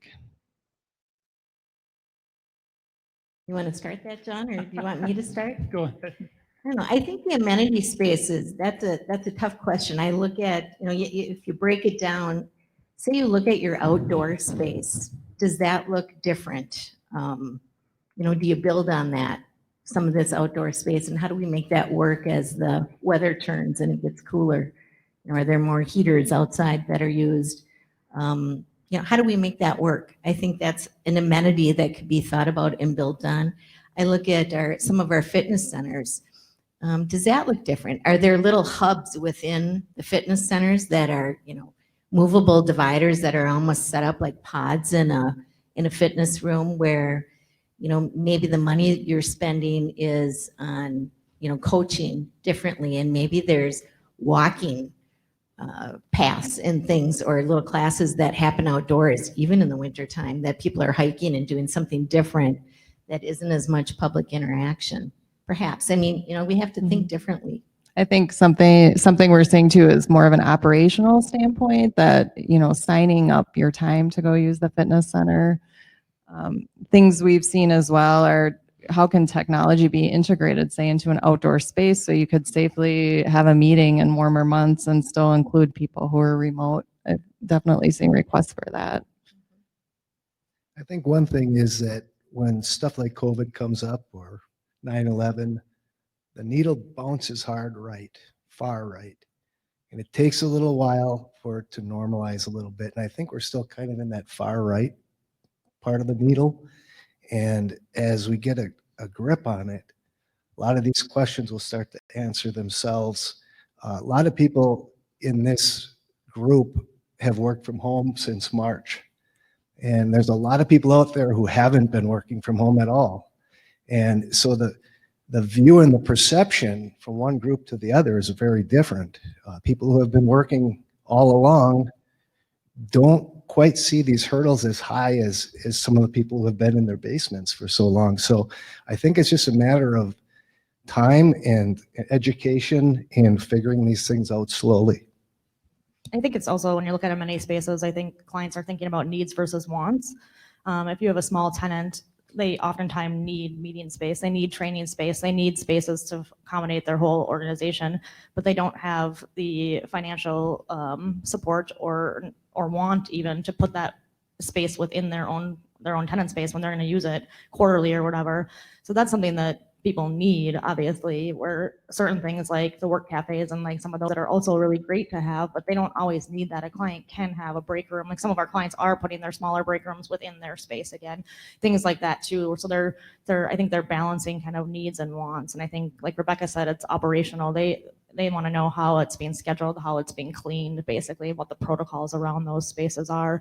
But we, from a design standpoint, don't see the basic amenity spaces going away anytime soon. I think clients and tenants are always going to want those types of spaces. I think they're spread out and less densified too, and more regimen on scheduling too. And that could be, automation, infrastructure that property managers may have to deal with, from a scheduling standpoint. Yeah, within a tenant space, not necessarily. Within common space, if you have an amenity floor, then yes. It's structuring a way to where the tenants can utilize the space to where you're not getting too dense of a population. And here again, we're working through that. And like I said earlier, the rules of COVID and how we're approaching this are ever changing. And, to a certain extent, and here again, this is my viewpoint, but there are articles in regard to just personal approach to the virus, and that's washing your hands, social distancing, wearing a mask, and that takes care of 98, 99% of this virus. So you do the little things and it takes care of a large portion of it. And then as far as that additional comfortability, that's where it comes into laying out a common area in a way that can't say brings security and safety, but it provides that level of, security that tenants, the perception the employees are looking for. I think the perception is a big part of all this. A couple of the panelists earlier had mentioned the sanitizing efforts and whatnot that are invisible. You can't see them, but they actually do work. They cost a lot of money and they work, but psychologically, are they doing anything? You might be better off having somebody walk around with a bottle of water and see them spraying and wiping from a psychological standpoint rather than an actual scientific standpoint. So what is the value with what we're doing? If we're starting to talk about revamping HVAC systems in that, what's the payback on that kind of stuff? Because everybody knows that building owners aren't just going to spend a lot of money for the fun of it. And from my perspective, we talked a lot about this, and I think the biggest thing is I think people want healthier buildings, and I think people have wanted that for a long time. I mean, look at when the LEED movement came forward and we switched all of our building materials to low VOCs and things like that. I think that the one good thing I think perhaps building wise or whatever that might come out of this is just creating healthier buildings. And I think that's what people always wanted anyways. If you look at the well building system, it's all centered around creating healthy spaces for our clients, and our clients are extremely interested in that because it's one of the biggest ways to attract and retain talent and also keep talent healthy, of course. And so I think that from an ownership standpoint, I would urge you to look at it not just as something that has to be done because of this COVID. I would look at it as creating healthier environments for your tenants and their employees. The other thing we talked about was a concierge service for the building. And I know, John, you had some rich ideas about that, but is it a wellness concierge that's really talking about the health and welfare and safety of, of your well-being? Yeah, CBRE has a program called HOST, and it deals with concierge, and then also a technology piece in regard to just having the ability to touch the tenants on a daily basis, providing them updates on surrounding area of the building, the amenities in the building, if you're going to have a social event, and just keeping contact with them on a routine or daily basis. And I think the technology piece is going to become more important if you're having that social distancing and the ability in buildings not to have the social events. Having that touch point is going to be very important. And I think people are getting used to it. I mean, you look at all the multi-housing that's going up, they all have these concierge components to it, that it's almost an expectation when you go into the office environment as well, it seems. So do healthcare environments. And we actually have an office industrial client, about 300 people, that they actually have brought on a full-time nurse. So they have a full-time nurse at their facility, which for them they find financially more beneficial than sending their patient or their staff and everybody else. But then they also have control over what's happening within their space. And it's that nurse that's making the decisions on who's coming to work and who's not. So we're seeing some of our clients trending to some of those measures as well. So looking ahead too with design and furniture solutions, what do tenants need to know? Yeah, you want me to go? I can go first, I think. Sure. Jill and I all of us had a long conversation about this. We think that design is going to be, and it's been trending that way for a long time anyways, but furniture is going to be even more important. But I think the key to this, and John kind of talked on it at the beginning, was also pre-design. I think that so often, especially in tenant improvements, the schedule is very rapid and it's like a mad dash to the end sometimes, but programming is absolutely critical for our tenants and your tenants and our clients, and taking the time to slow down and working with them. All of us have been thrust into this weirdness where our operations and all of our policies change overnight. A lot of our clients have never worked remote and now they're all working remote. And so the pendulum swung so far that we really need to take a step back with our clients and figure out when the dust settles, perhaps from the immediate need that we're in right now, what is the new normal for them? Is it partial remote? Is it fully remote for some people? Is it fully in the office? And clients don't know that right now. And so they really need to think through that process very thoroughly in order to figure out what the best solution is for them. And then that really dictates kind of their office environment as well as their furniture need.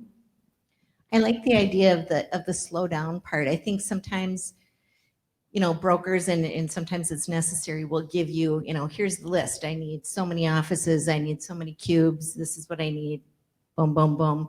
And I think it's more of it's digging in deeper and part of the team to figure out the what ifs, what's going to happen, visualizing that crystal ball of what's going to happen in 2 years, 5 years. What do we want the company to look like? And it's you just can't plan off of a napkin anymore. It has to be a more robust, programmatic, infiltration into the specific company. It needs to be centered more around qualitative information than quantitative information at this point. And I think we've always talked about that, but the qualitative side often is overpowered by the quantitative side and the speed of the project. And so, again, really taking that time, our clients they don't know how to go through this process either. So really taking that time to work with somebody that can really step through, like Jill said, what they need now and this immediate need, and in the future, long term, what does their organization look like?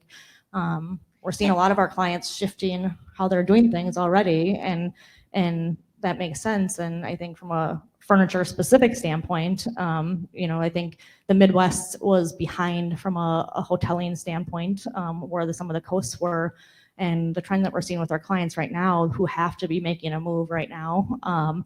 Those that aren't, but the ones that do is that they are going to a hoteling and a hybrid model where they don't foresee their staff being back in the office full time all the time. And so we are seeing ratios of workstations in a 1 to 2, one workstation to 2, or even one client 1 to 3 ratio. That's a cleaning protocol. Those are assigned as well, I should say. Those are assigned. We're not seeing a lot of unassigned seating at this point right now either. So, but I think it's making sure that you have the appropriate protocol, making sure that people are cleaning. I think Rebecca's working on a project where the clients have lockers where they each have their own keyboard and mouse. So when they go to their desk, they can have their own equipment, because that's obviously pretty grimy normally anyways, but so it's a not bad idea. And so I think we are really seeing that shift in the marketplace, and I think that's how people are perhaps reducing square footages if they need to reduce their square footage.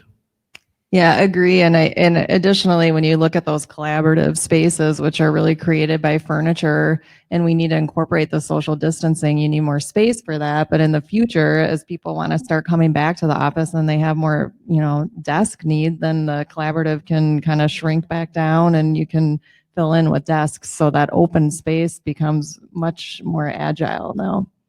I think it's digging in and talking about the culture people want to create too. And I think people have a desire to come back to the office. I just really think they do. And if you look at, especially the younger people, I look at my daughter who has not been in the office since March, and she's, her first job, and the mentoring that she's missing right now is killing her. A first job in an office environment. And I think that's, most companies, if you look at it, have a very robust mentoring program, and it's part of their culture. And it's so needed and wanted by, those newbies that are out in the field, whatever field it might be. And I think as we look at office environments, to take in that everybody has their own comfort around COVID and different things, we've got a plan for that. What John was saying, even if it's perception, something that's not going to do any good, like plexiglass, the perception of something that might be doing something, with air filtration, whatever the case might be. And I think we're going to see a lot more smaller collaborative areas that support technology. I think another panel was saying, the virtual is not going to go away, but maybe it's virtual within your office environment, and we have to tee up some of those areas that can make that happen, where you're having some smaller conference areas. So I think in looking at spaces, then what you're trying to do is to build in flexibility, because what you're dealing with today is going to change. So then the space really has to be adaptable to the next thing that's going to happen. And then the space, you're not building up hard walls and getting, in essence, brick and mortar in place. You're creating a space that can be flexible and can move from thing to thing. So we're past COVID, right? We'll get past COVID. And then what's the next thing that potentially could hit to where your space can be adaptable to that?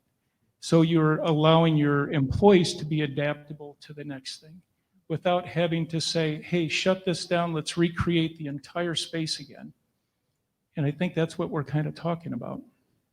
Yeah, and I think even building on that, even homeschooling, what's going to happen with that? If you have employees that need to come to the office, are there little groups within office environments that, are teed up for some homeschooling? Are some stations a little bit bigger that there's, kind of a playpen built in, if you will?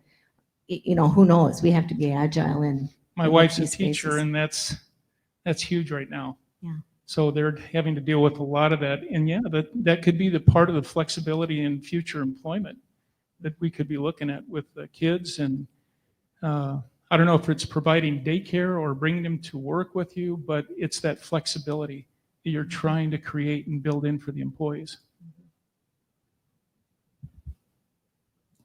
I'll just mention one other thing. We've actually been back at the office, Rebecca and I, since the beginning of June. Our firm has been back at the office. I think we're one of the only architecture firms that are probably back in the office. And I think John said it. We did a survey to our staff, and there was a resounding that our staff wanted to be back in the office.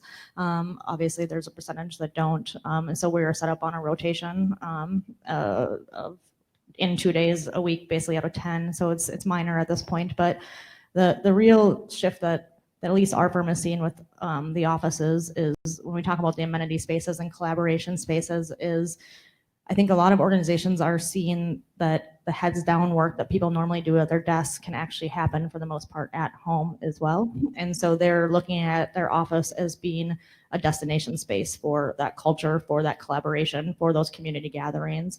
And so inside the suites proper, we're actually looking at those common spaces in a much different manner and making even a bigger impact in the space than we normally did. Because I think that's where at least a lot of our clients are seeing the value of their office is, and obviously those cost more sometimes than offices and workstations too. So, but that is really what we're seeing is we're seeing the office becoming more of a destination for the culture of the organization rather than the physical work that people are doing at their desks every day. Absolutely. And so often previously we would design spaces where intentionally you have these casual collisions of employees to try to encourage that culture and exchange. And so to have spaces where you can draw people in is so important. And to Jill's point of, the younger employees needing mentorship, and also parents with young children, we've definitely heard from want to come into the office and need a break. And then too, we've heard a lot from single people that they were in their apartment alone, isolated for months, and were just craving human interaction. And so just to have the workplace provide all of that for people is really important. To be intentional about it. Absolutely. I mean, we have coffee chats almost every day, one in the morning, maybe one in the afternoon, every other day, just to keep people connected, because we have a lot of single young people that are living alone, and it's challenging. Absolutely.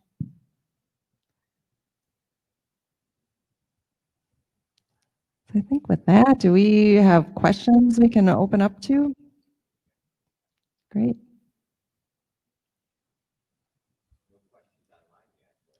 Really? Thank you. Do you want to talk about the last one on there? Pricing? Or The the do's and pricing. don'ts? Yes, the do's and don'ts. Absolutely. John, do you want to start with that? With the pricing? John B, with the do's and don'ts? Me too. The do's and don'ts. Wow. That's kind of wide open. I mean, are there do's and are there don'ts? It's what we're dealing with. It's kind of across the board. You're working with, as in property management, we're working with our clients in regard to the buildings that they own and working with them in regard to the protocols that they want for their building. And CB has their own protocols that we're helping our clients with. So do's and don'ts, it's across the board. You can have different clients that will do some things. Some clients that say, hey, we're not going to do any scanning of temperatures of any employees coming into the building. Whereas you might have another client that says, yep, we want to perform a temperature scanning. So I don't think there's any hard, fast do's and don'ts in the industry right now. And like I said, we're still working through everything. We don't have a final set of game rules that we're dealing with to be able to define what is right, what is wrong, and we're just working through that. I think from a design standpoint, what we've been telling our clients is contradictory to what's amazing for our business. But if our clients can, we're telling them just to hold tight, obviously, again, slow it down and maybe not make any extreme decisions over something that we don't know the end result of or how long it's going to last. And so we're cautioning our clients if they don't have to move. I mean, our office is in that same boat. Our lease is up in a year and a half, and we were already planning, and we've slowed it down and just trying to figure out what exactly we need long-term and who we're going to be long-term. And we want our clients to do the same. We had, at the onset of this, we had, I would say, a couple or a handful of workplace TIs go on hold right away or sign short-term one-year leases. We've had a couple come back already now because weirdly, I don't know if you realize, but it's been 6 months we've already, so we've lost 6 months, 6 months gap in our life basically. But so we have some coming back already, and some are again signing another short-term lease or trying to figure it out. So again, what we're telling our clients is if you can and you have the capacity, just don't make any long-term organizational or financial decisions unnecessarily if you have the time. Yeah, absolutely. I think one thing that's really interesting too that we could touch on is kind of how we're seeing costs and trends changing within construction for tenant improvements. If you wanted to speak to that, John. Sure. Well, one thing is that we see from our end is the cost of the projects are largely dependent on who is providing the money. And like in 07, when things took a big dive, a lot of the landlords said, you know, we're not giving you $50 a square foot for your space. We'll give you a better rent deal and you put your own money in. Well, on our end, that meant this carpet isn't bad and the paint isn't bad and the project costs were low because of that. When a tenant has a $50 TI allowance, their main goal is to keep their budget at $50 a square foot or lower. So it depends who's providing the money as far as how involved the projects get.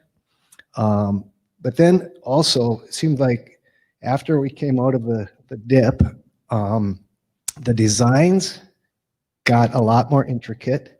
The materials got more varied.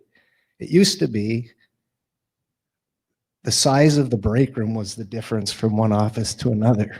Now, the buildings have amenity spaces that are much more generous. Tenants within their space have more generous space and more amenity type space. The finishes are nicer.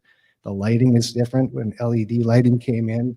It used to be pretty much 1 or 2 light fixtures was the industry standard. Now it's hard to even get a building standard for lighting. There's so much out there and everybody looks at it as something new and it is a design opportunity now. It used to be just to give light. So we're seeing that the costs are going up, but the design is also going up with it. And you know, that's really the reason for the costs going up. As far as going forward, I think, and I said it before, I think it's planning and taking more time on the front end is going to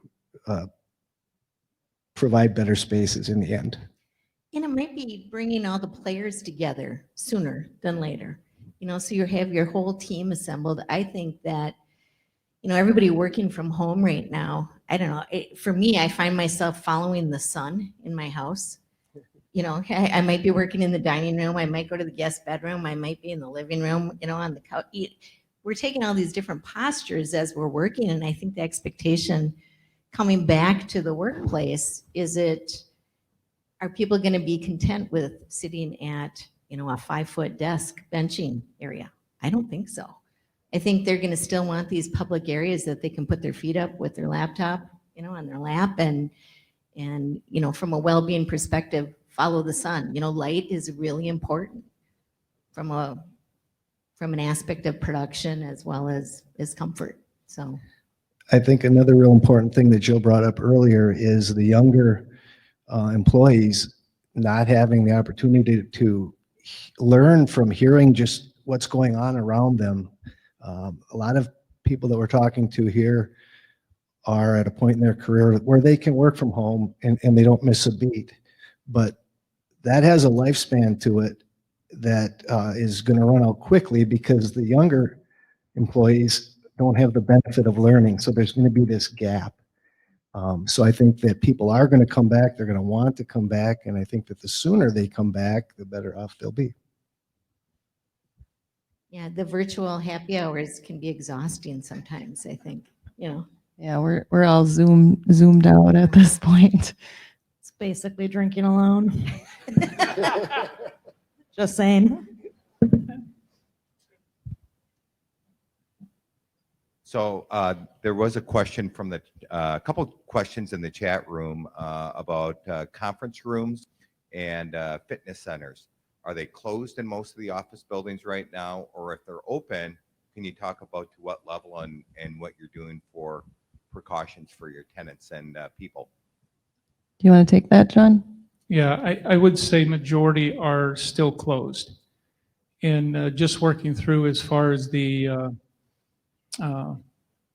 protocol going forward, if it's going to be by appointment, in getting that kind of established as we move forward.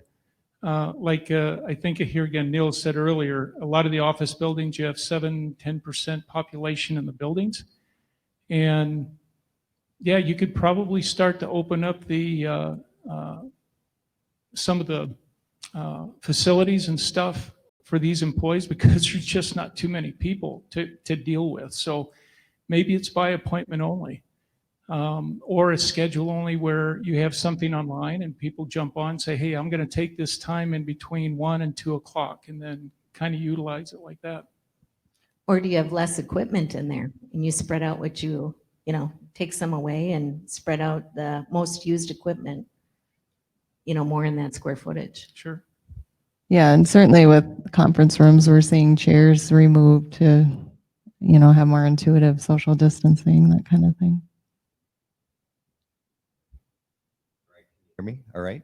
All right. And then kind of a follow-up question to this. Somebody else had a question about specifically to the architects, what they thought about what flexible office space looks like now and into the future with regards to furniture, equipment, and other equipment that's in your space and so forth. Could you kind of, they're asking you to kind of dive into that a little bit more. Yeah, sure. I can kind of start with it. I think that flexibility and agility, again, with the open space, we would see less walls being constructed, certainly furniture. I mean, there are ways that you can divide space up.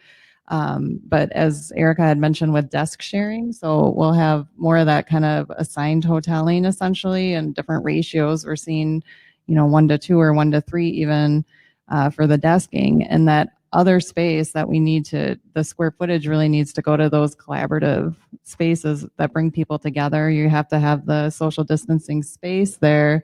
But that's really the key is getting those community places to keep that office culture going.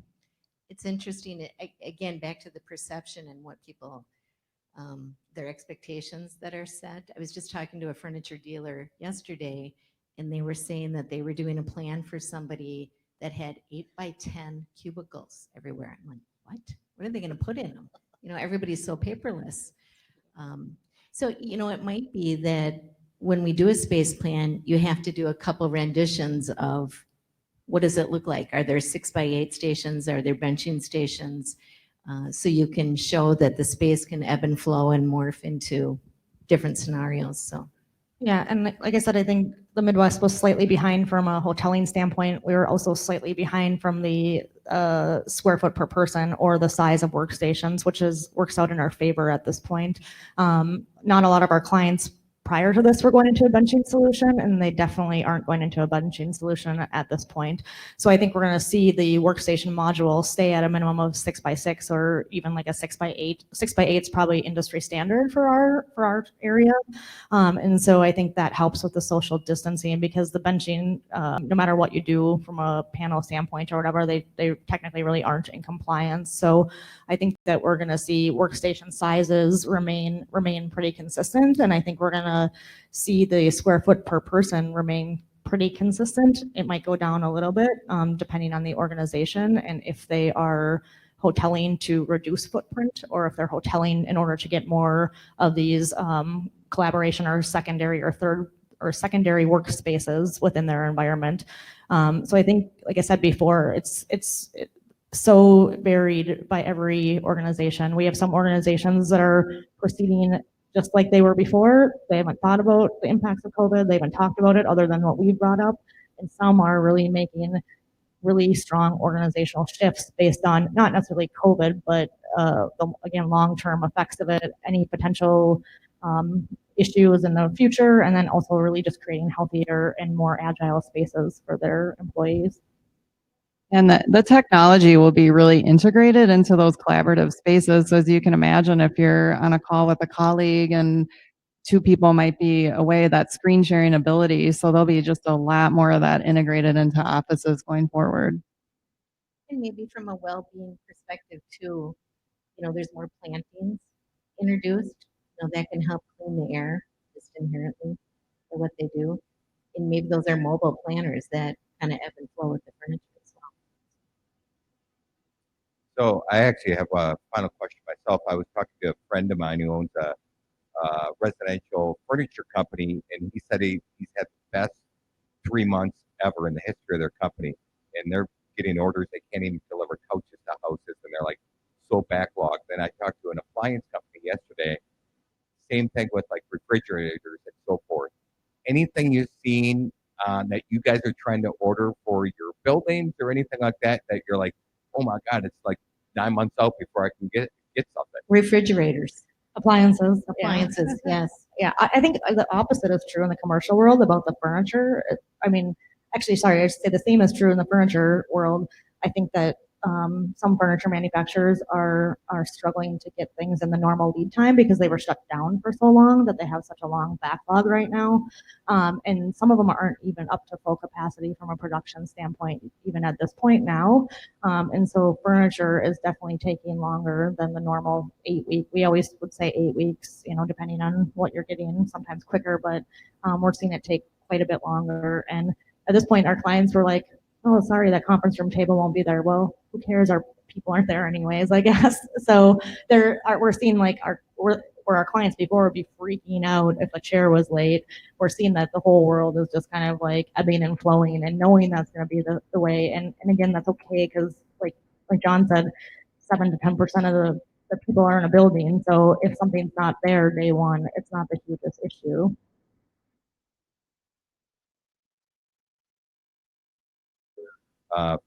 Any other final comments for anybody on the panel? Any final takeaways and stuff? Anybody else? Any questions here in the audience? All right. So if you are watching from home, please plug in your name and license number in the chat room, so we have that as your sign out here today. And if you're here, if you need CE credits, and if you're here today, just sign out on the sheets as well too. Katie's walking around and passing those out. So thanks again for everybody for joining us today. Hopefully next year we'll have a much bigger crowd at live at our next 2021 Property Management Summit. Thank you very much.